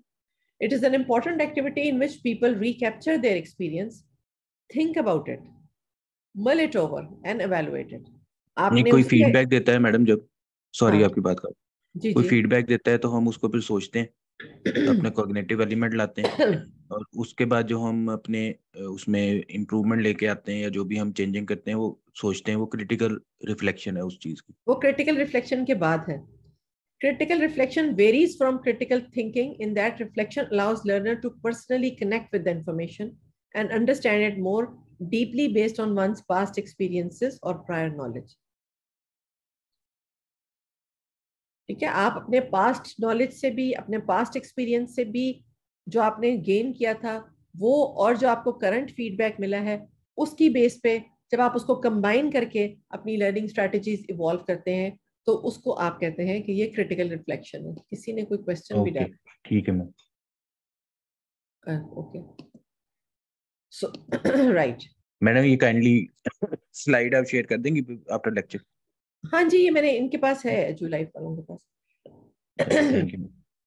So why is critical thinking important? इतनी जो हमने सुबह से बैठ के बात की, सुबह 8 बजे उठ के हम सर्दियों में शुरू हो गए कि बताएं कि क्यों क्रिटिकल थिंकिंग हमने करनी है, क्यों इतना जरूरी है इसके ऊपर एम्फेसाइज करना, क्यों जरूरी है? क्योंकि चीजें नई से नई इवॉल्व हो जा रही हैं, नई टेक्निक्स आई जा रही हैं और इम्प्रूवमेंट की हर जगह जरूरत होती है और बेटरमेंट के लिए, ताकि रिजल्ट्स और बेहतर हों। और जिस तरह प्रॉब्लम सॉल्विंग स्ट्रेटजीज हैं, सेल्फ इम्प्रूवमेंट के लिए, सेल्फ इम्प्रूवमेंट वगैरह, ये चीजें भी आ जाती हैं। जिस तरह हम लेक्चर पहले लेते थे खाली स्लाइड रीड करते थे, अब हमें नई चीजें पता लग गई हैं कि इसमें एनिमेशंस भी डालने हैं, इसमें वीडियोस भी डालने हैं, इंटरेक्टिव, कोई 2-3 स्लाइड बाद कोई ऐसी चीज डाल दें इसमें बच्चे का है ना। आप हैं हमारे साथ? No, she is not there. Lareb Qamar ji, क्यों क्रिटिकल थिंकिंग इम्पोर्टेंट है? मैम आगे चीज़ों को न्यूली डेवलप करने के लिए बेसिकली एंड चेंज लाने के लिए। प्रॉब्लम ये है कि हमारी मॉडर्न डे सोसाइटी जो है वो बहुत ही कॉम्प्लेक्स हो गई है। आपके पास इंफॉर्मेशन ओवरलोड है। आपने एक फनल देखी है? उसका ऊपर वाला पार्ट कितना बड़ा होता है और नीचे से उसकी जो नोजल है जहां से वो निकल रहा होता है वो कितना नैरो होता है। जी मैम। सो जो वो फनल का ऊपर वाला पार्ट है वो अभी आपका नॉलेज बैंक है जो अवेलेबल है आपके गूगल पे, आपके इंटरनेट पे, आपकी किताबों में, गूगल पे रिसोर्सेज है मैम। ठीक है, आपके रिसोर्सेज हैं। और जो उसका नोजल है नीचे पतला सा, वो आपका थॉट प्रोसेस है। आपका ब्रेन जो है एक हार्ड डिस्क है, ठीक है, इसकी भी एक कैपेसिटी है। आप अगर इसको ओवरलोड करते चले जाएंगे और आप उसको प्रोसेस नहीं करेंगे, आप कोई कनेक्शन नहीं बनाएंगे, तो चांसेस ये है कि उसकी मेमोरी एक जगह जाके ब्लॉक हो जाएगी और आप उसको मजीद उसमें नई इंफॉर्मेशन नहीं डाल सकेंगे। इसलिए इम्पोर्टेंट है कि आप रेलेवेंट इंफॉर्मेशन को स्टोर करें और इररेलेवेंट इंफॉर्मेशन को पास ऑन करें। So in the complex modern society, we have got a large amount of rapidly changing information. एक दिन पता चलता है आपको कोलेस्ट्रॉल खराब है, अगले दिन आपको पता चलता है नहीं, कोलेस्ट्रॉल के बारे में सारी इंफॉर्मेशन जो थी वो गलत थी, कोलेस्ट्रॉल इतना भी बुरा नहीं है। तीसरे दिन आपको फिर पता चलता है नहीं, कोलेस्ट्रॉल उतना ही बुरा है। So आपको you need to constantly rethink, switch directions and change your problem solving strategies. So reflective thinking during learning prepares the learners for this sort of world, जहाँ पे उन्होंने कॉन्स्टेंटली नई पीस ऑफ इंफॉर्मेशन लेना है, उसको process करना है, irrelevant information को डिस्कार्ड करना है, रेलेवेंट इंफॉर्मेशन को सिंथेसाइज करके अपने माइंड में स्टोर करना है। It is an essential skill to examine a problem through an objective lens. अगर आपके क्रिटिकली थिंक नहीं करेंगे तो आप चीज़ों को सिर्फ सब्जेक्टिव फेस वैल्यू पे लेते रहेंगे। जब तक आप उसे क्रिटिकली थिंक नहीं करेंगे आप उसमें ऑब्जेक्टिविटी का एलिमेंट नहीं ला सकते। ठीक है, सो आपको अपने स्टूडेंट्स में क्रिटिकल थिंकिंग एबिलिटी लाना बेहद जरूरी है। It is more important today than ever before because of fast-paced workplace and constantly evolving technologies. It evaluates the worth of the content in relation to a particular situation. आप WhatsApp पे ही बैठे हुए शाम को 1000 मैसेज आपके उस पर आया हुआ, आपने प्रोसेस करना है कि कौन से इसमें से इंफॉर्मेशन काम की है, कौन से मैसेजेस पढ़ने हैं, किसको रिस्पॉन्ड करना है, किसको आपने डाउनलोड भी नहीं करना। सो ये मैंने एक सिंपलेस्ट एग्जांपल आपको दी। Synthesis through critical thinking is a complex behavior in the learning taxonomy. Critical thinking is a complex behavior to generate ideas, apply past information, make judgments on an idea, and explain why or how something occurs, and provides evidence for why the current solution was chosen. मिसाल के तौर पे जैसे मैंने आपसे पहले भी कहा कि जब स्टूडेंट्स केस स्टडीज आपको प्रेजेंट करते हैं, they are utilising their critical thinking skills to consider multiple aspects of the issues before offering a solution. अपनी हिस्ट्री को रिविजिट करें, अपने एग्जामिनेशन को रिविजिट करें, इन्वेस्टिगेशंस को रिविजिट करें और उसके बाद एक सोल्यूशन बताएं, एक मोस्ट लाइकली डायग्नोसिस बताएं, followed by second most likely, followed by third most likely, with justifications, you know, in that order. Bloom's taxonomy पढ़ी आपने? शाहीन, ब्लूम में पढ़ी थी मैडम एक बार, अब Yes, ब्रेन से ma'am. निकल पहले पढ़ी थी, जीपी में पढ़ी थी। ठीक है। सो ब्लूम्स टैक्सोनॉमी कहती है कि हर चीज को आप पहले, आपकी लर्निंग की स्टेजेस हैं, सबसे पहले आप सिर्फ रिमेंबर करते हैं, फिर आप उसे अंडरस्टैंड करना शुरू करते हैं, फिर आप उसे अप्लाई करना शुरू करते हैं। अप्लाई करने के बाद एक स्टेज आती है जहाँ पे आप एनालाइज करना शुरू करते हैं उस एप्लीकेशन को जो आपने यूज की थी, फिर आप एवेलुएट करते हैं कि आप सही डायरेक्शन में जा रहे हैं कि नहीं जा रहे हैं, and then finally you may some of us reach the stage of creativity जहाँ पे वो कुछ नया क्रिएट कर पाते हैं। सो ये क्रिएटिव स्टेज तक पहुंचने के लिए क्रिटिकल थिंकिंग जरूरी है, वरना आप क्रिटिकल थिंकिंग नहीं करते तो आप रिमेंबर, अंडरस्टैंड और शायद अप्लाई स्टेज तक भी पहुंच जाएं, लेकिन एनालाइज, एवेलुएट और क्रिएट करने के लिए आपको क्रिटिकल थिंकिंग जरूरी है। मोस्ट इंस्ट्रक्टर्स, अगर आप बात करें, अब जैसे हम अभी भी आपस में बात करें, तो 99% of them will find that critical thinking is a difficult strategy to practise within the classroom. हम सब पढ़ाते हैं क्लासरूम में, हमें से कितने हैं जो एक्चुअली क्रिटिकल थिंकिंग प्रमोट करके निकलते हैं? एक स्टडी ये जो मैंने यहाँ कोट किया, इसमें उन्होंने देखा कि 4 साल मेडिकल कॉलेज में गुजारने के बाद less than 30% of college seniors reported an increase in their students critical thinking skills. 70% ने कहा कि क्रिटिकल थिंकिंग स्किल्स इंप्रूव नहीं हुए। इससे क्या पता चलता है? मैडम, कॉन्शियसली हम रिफ्लेक्शन को तो प्रमोट करते हैं, हम स्टूडेंट्स को कहते हैं रिफ्लेक्ट करें, लेकिन क्रिटिकल थिंकिंग जैसे अभी आप इतना फोकस कर रही हैं तो अब आ रहा है कि इस पे भी ज्यादा करना चाहिए, इसको तो हम इतना ज्यादा नहीं करते। हाँ, because we are ourselves unclear how to foster these skills in a classroom setting. ठीक है, टाइम प्रेशर है, लेक्चर्स तेज हैं, अब और या आप एक क्लिनिशियन हैं तो आप अपने क्लिनिक से उठ के आई हैं क्लास में पढ़ाने के लिए, you have to finish that task in a design time period, फिर आपने वापस जाना है। आपको शायद ये इशू आता है ना मैडम, अगर 50 मिनट का लेक्चर है तो 5 to 10 मिनट्स सेटल होने में उनको लग जाते हैं, फिर हमारा लेक्चर चल रहा होता है, उसमें बहुत ज्यादा हमें स्पेस नहीं मिलती कि हम इस तरह का इंटरेक्शन कर सकें या क्रिटिकल थिंकिंग की कोई वो थोड़ी सी स्पेस क्लिनिकल क्लासेस में शायद ज्यादा मिलती है स्पेस। हाँ जी, उसमें क्योंकि टाइम थोड़ा सा ज्यादा होता है वार्ड का, या उसमें और रिलेटिवली और क्या वजह है, क्यों क्लिनिक्स में क्यों ज्यादा मिलता है और क्लासरूम में क्यों कम मिलता है? मैडम, क्लासरूम में टाइम ज्यादा मिलता है, क्लिनिक में टाइम और कम होता है। जैसे अगर गायनी वार्ड में या लेबर रूम में आप एक स्टूडेंट्स की क्लास ले रहे हैं तो साइमल्टेनियसली एक इमरजेंसी भी आ जाती है, आप फौरन उसको डील करने लग जाते हैं, स्टूडेंट से आपका ध्यान हट जाता है और वो जो क्रिटिकल पेशेंट्स होते हैं उनमें ज्यादा लग जाता है और फिर ओटी चले जाते हैं। तो क्लिनिकल साइड पे कम होता है, लेक्चर थिएटर में आप ज्यादा टाइम दे सकते हैं प्रॉब्लली। मैम, क्लिनिक्स में ये है कि आप जिस वक्त एक फॉर एग्जांपल एक इमरजेंसी आई है, तो जो आपने इंटरनली क्रिटिकल थिंकिंग का प्रोसेस करना होता है, अगर आपके आसपास स्टूडेंट्स होते हैं तो आप वो क्रिटिकल थिंकिंग और डिफरेंशियल डायग्नोसिस का प्रोसेस जब आउट लाउड करते हैं तो students are more able to correlate. जहाँ तक लेक्चर्स का ताल्लुक है, इफ मतलब जिस वक्त हम लोगों ने MBBS किया था, आई थिंक जिसने भी 2006 से पहले जब मेडिकल एजुकेशन का इतना कॉन्सेप्ट नहीं था, दे वुड ऑल एग्री कि हम लोगों को जो फिजियोलॉजी एनाटॉमी पढ़ाई गई थी वो ब्लूम्स टेक्सोनॉमी के बेसिक लेवल पे थी. हम सिर्फ रिमेंबर ही करते थे and we used to be rote learners. लेकिन अब even in lectures teachers are encouraged, even I try कि मैं कोई ना कोई questions या कोई ना कोई मतलब clinical relevance वाले questions उसमें inculcate करूँ, ताकि जो students हैं they build up on their background knowledge. मतलब चाहे वो embryology में चीज पहले पढ़ चुके हैं, I'm also gynecologist, तो I would like to make them correlation कि ये चीज वहाँ से किस तरह आप step wise आगे आके apply कर सकते हैं. मैडम वार्ड में हमारा जो प्रोसेस है जो हमारा, वो तो स्टार्ट ही C3 से बच्चे का हो जाता है ना, क्योंकि वो एप्लीकेशन पे आ जाता है. जब हम लेक्चर में नहीं वार्ड्स में क्लासेस देते हैं तो बच्चा जब पेशेंट को डील कर रहा होता है तो उसका तो स्टार्ट ही बहुत अच्छा होता है. वो C3 एप्लीकेशन से स्टार्ट होता है, तो उधर क्रिटिकल थिंकिंग के ज्यादा है कि वो फिर अपने आप को बिल्ड करके टू क्रिटिकल. लेकिन लेक्चर में तो पहले आप C1 C2 C3 हर चीज चल रही होती है, लेकिन वहां पे आपका स्टार्ट ही एप्लीकेशन से हो रहा होता है इन द वार्ड्स जब आप पेशेंट डील कर रहे होते हैं.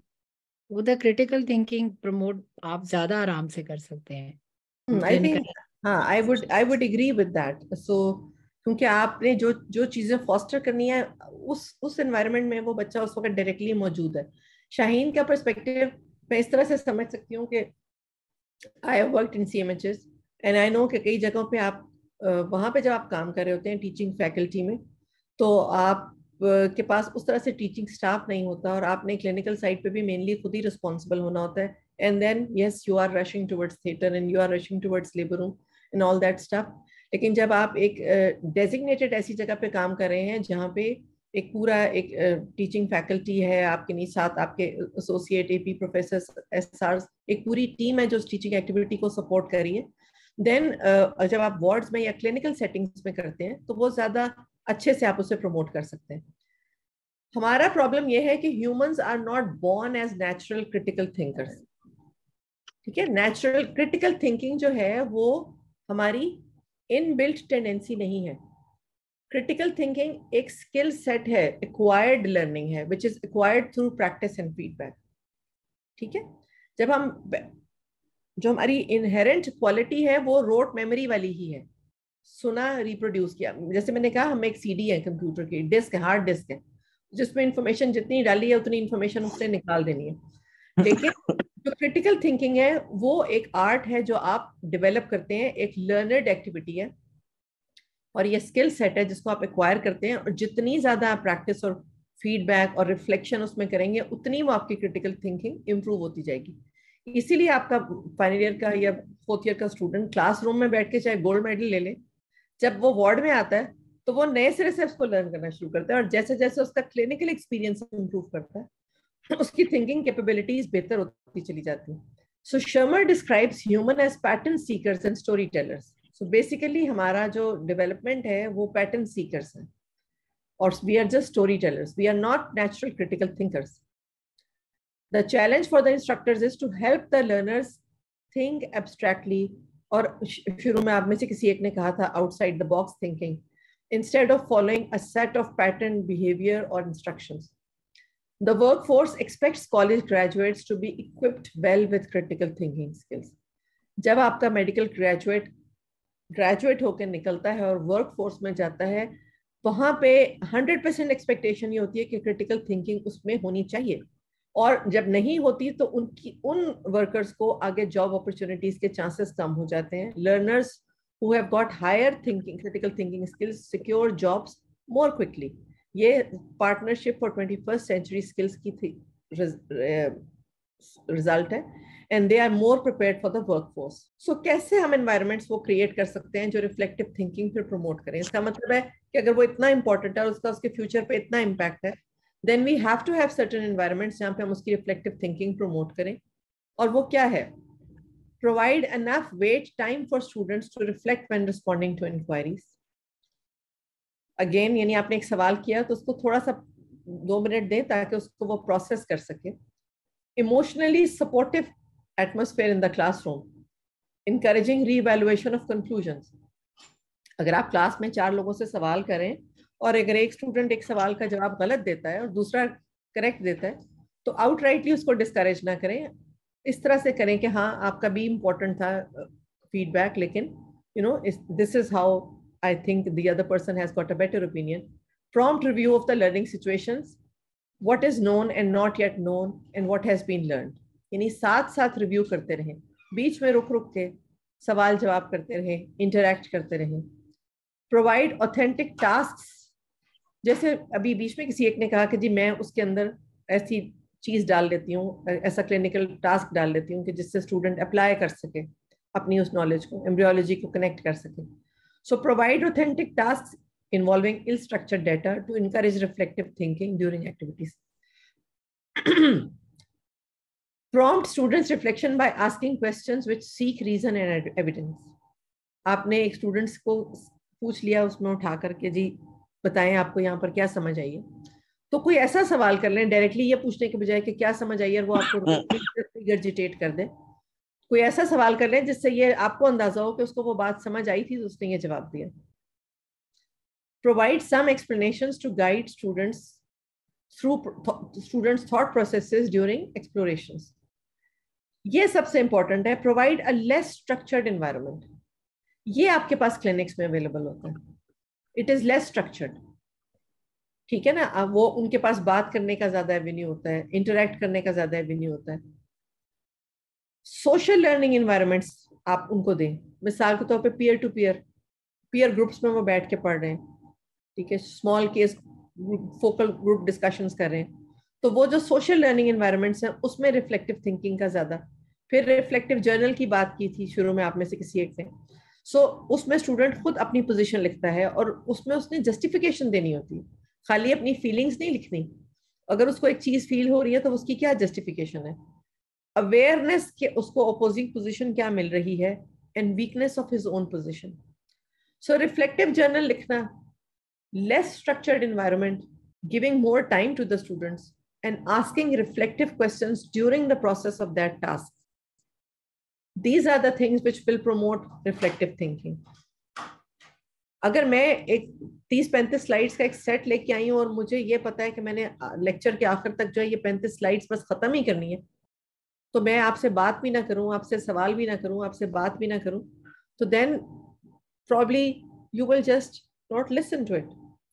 लेकिन अगर मैं आपको बीच में रोक कर पूछ रही हूँ, आपकी अंडरस्टैंडिंग समझने की कोशिश कर रही हूँ, तो प्रॉब्ली यू विल फील कि हाँ हम इस एक्टिविटी का एक्टिव पार्ट हैं, and then you will take more interest and you probably think as well.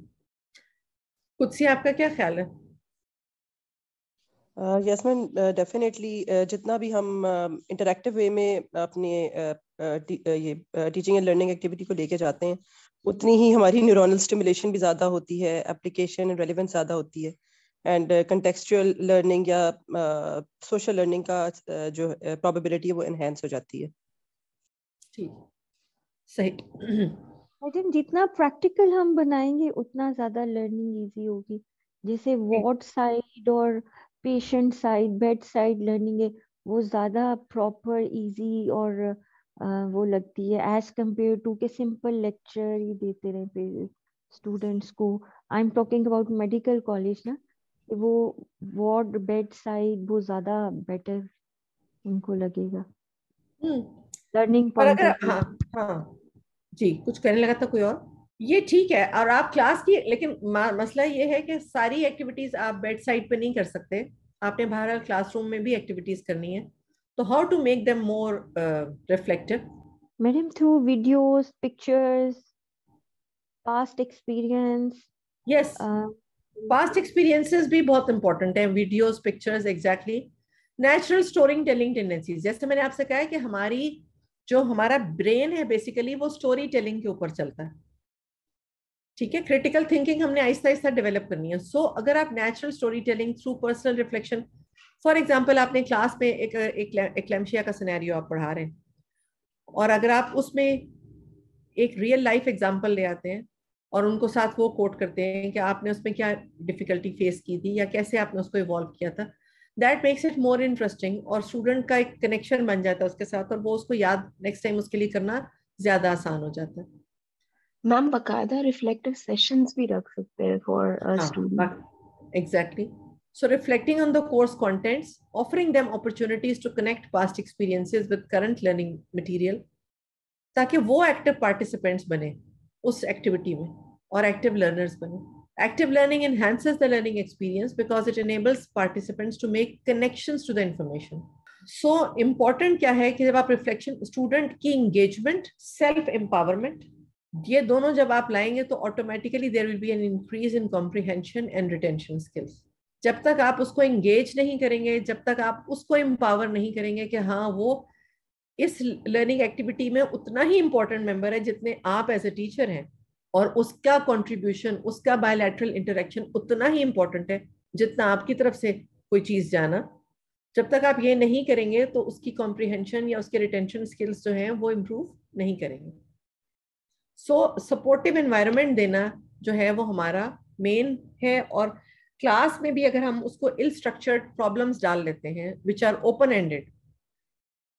Ended आप प्रॉब्लम्स डाल लें कि हाँ जी इसको कैसे डील करेंगे, तो उसमें उनको खुद सोचना पड़ता है. अगर आपने यानी अगर 15 मिनट की टॉक दिया, उस 15 मिनट की टॉक के बाद आपका एक इल स्ट्रक्चर्ड प्रॉब्लम आ जाता है जो उस कंटेंट को कवर करता है जो आपने उस 15 मिनट में पढ़ाई, तो वो एक बेहतर तरीका है स्टूडेंट की लर्निंग जज करने का कि उसको वो बात कितनी समझ आई है. A scenario which may be solved in multiple ways with supporting evidence. So अब जैसे मैं ऑब्स्टेट्रिशियन हूँ, तो मैं जब इनसे पूछ रही होती हूँ कि जी आप इस पेशेंट को किस तरह डिलीवर करेंगे, फॉर एग्जांपल मैं स्टूडेंट्स को बड़ा डर लग रहा होता है एफसीपीएस में कि अच्छा नॉर्मल डिलीवरी कहते हैं, पर सिजेरियन का तो एग्जामिनर फेल कर देगा, या अगर सिजेरियन नहीं का. सो आई टेल देम कि यू नो कोई भी मरीज सिजेरियन से भी डिलीवर किया जा सकता है, कोई भी मरीज वजाइनल डिलीवरी से किया जा सकता है, सो फार कि आप उसको जस्टिफाई कर सकें. कोई भी चीज गलत नहीं है जब तक आप उसे जस्टिफाई कर सकते हैं, और कोई भी चीज ठीक नहीं है जब तक आप उसे जस्टिफाई नहीं कर सकते. आपने करेक्ट आंसर दिया है, ठीक है, लेकिन मैं आपसे जब आपकी अंडरस्टैंडिंग समझने के लिए उसकी जस्टिफिकेशन पूछती हूँ और आप उसकी सही जस्टिफिकेशन मुझे नहीं दे पाते, तो फिर मेरे लिए वो आपका करेक्ट आंसर नहीं रहता, मेरे लिए वो आपका एक तुक्का बन जाता है कि आपने एक तुक्का लगाया था, वो लग गया, वो आपका करेक्ट आंसर नहीं है.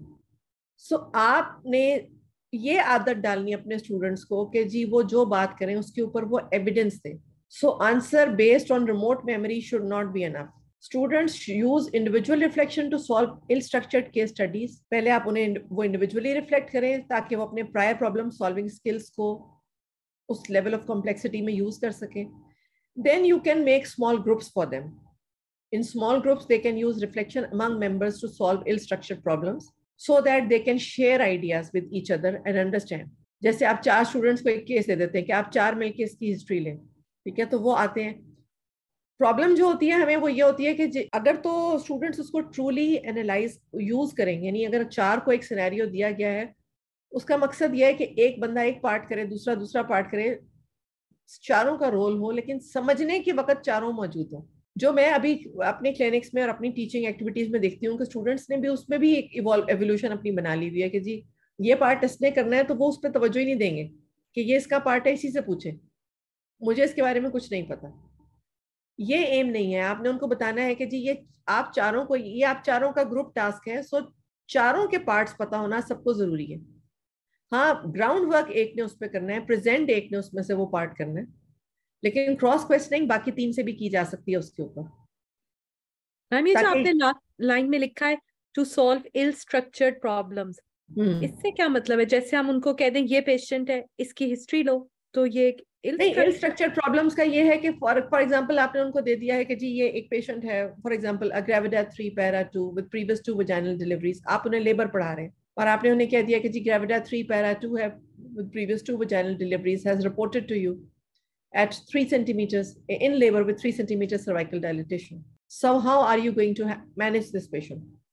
अब इसमें they can address it from a variety of ways कि जी उसकी holistic management किस तरह से करनी है, जनरली आपने क्या स्टेबलाइज करना है, उसकी हिस्ट्री को रिविजिट करना है, उसकी लेबर को कैसे मैनेज करना है. सो यानी they can come up with a variety of answers and not all those.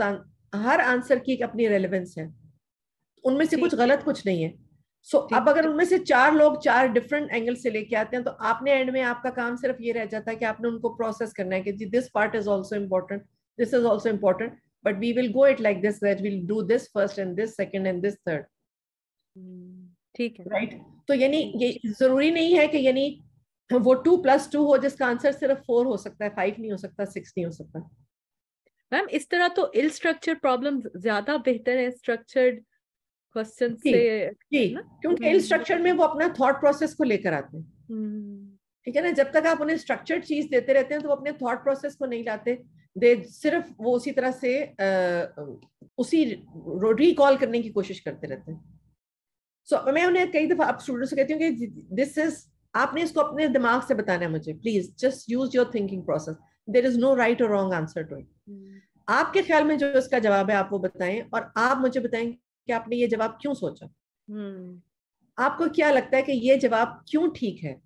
सो अगर आप उसको, अगर फॉर दैट मैटर एक ही पेशेंट पे 2 कैंडिडेट साइमल्टेनियसली बैठ के, मुझे एक कहता है कि इसका मैं सिजेरियन करूंगा और दूसरा कहता है मैं नॉर्मल डिलीवरी करूंगा, और वो अपने थॉट प्रोसेस से अपने उस डिसीजन को जस्टिफाई कर देता है, तो as far as case discussion is concerned and understanding is concerned, मेरे ख्याल में वो दोनों पास होते हैं। जी, ठीक है ना। So no one answer is concretely right और wrong. This is a model which illustrates reflection prompts impact on critical thinking performance.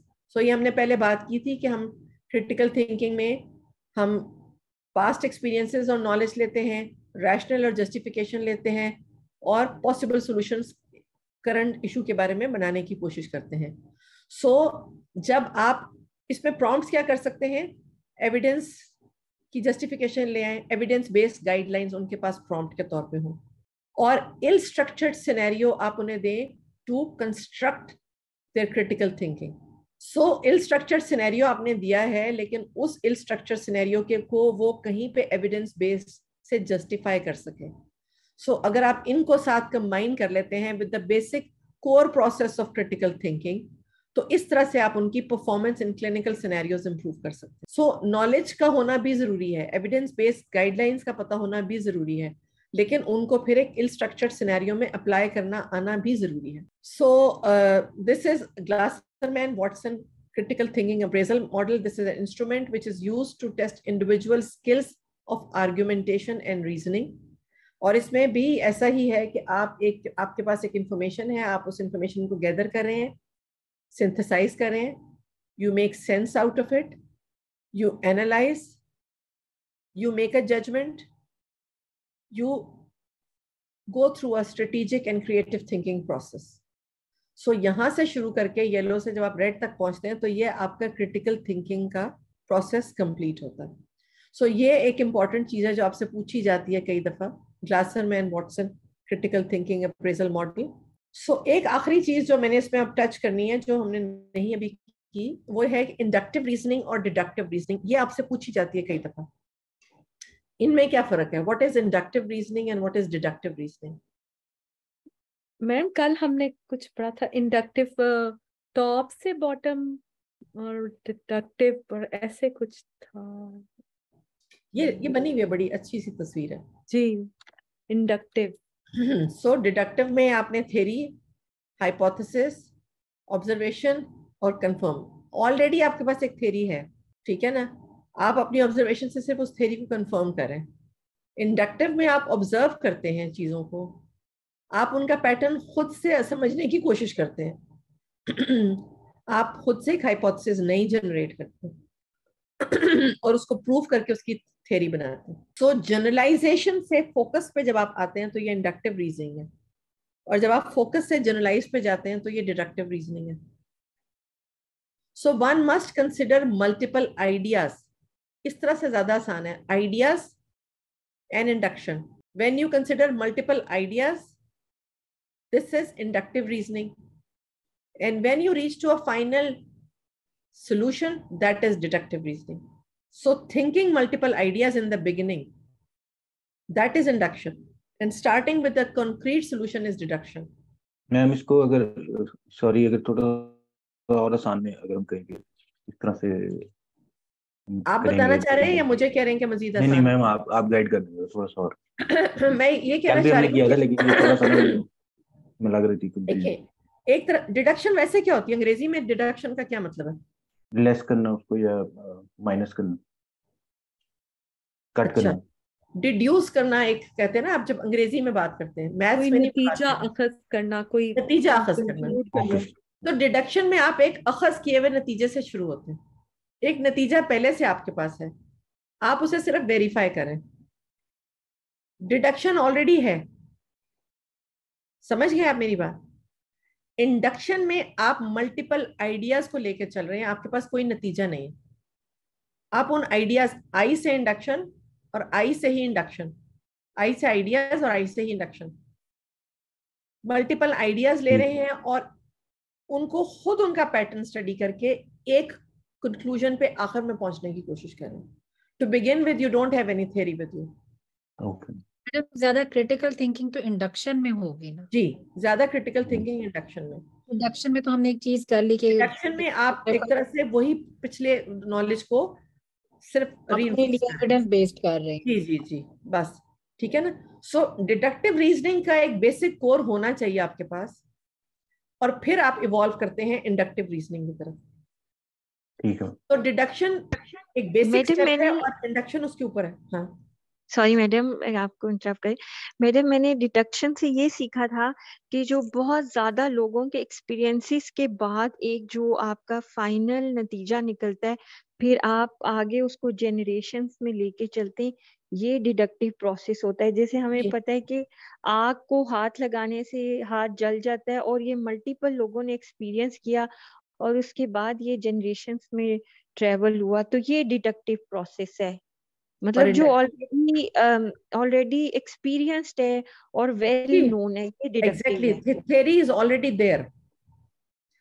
आपको पता है कि जी आग लगाने से जल जाता है हाथ, ये आपके हिपोथेसिस है। फिर आपने ऑब्जर्व किया, आपने देखा किसी का हाथ लगाने से वाकई जल गया, तो आप कहते हैं कि इसका मतलब है जो लोग कहते थे वो ठीक कहते थे। ये हमारे पास रिजल्ट है कि ये हमारे पास रिजल्ट इतना है, तो किस तरह से हमने इसको अचीव करना है वो हमने नीचे फिर उसको प्रोसेस करते जाना है, हाइपोथेसिस और ऑब्जर्व। हाँ जी मैम, इसकी बहुत सिंपल एग्जांपल क्लिनिकल प्रैक्टिस में ये हो सकती है कि हाइपरटेंसिव पेशेंट हमारे पास आया है, we have to choose from alpha blocker, beta blocker, calcium channel blocker, ACE2 inhibitor, मतलब all the classes of anti hypertensives. अब उस पेशेंट की अगर पल्स 60 है तो that would make me decide कि I would not be choosing a beta blocker क्योंकि उसका हार्ट रेट ऑलरेडी लो है। So that is my deduction out of the inductive reasoning. बिल्कुल ऐसा ही है, rather than you trying it on the patient and then saying के।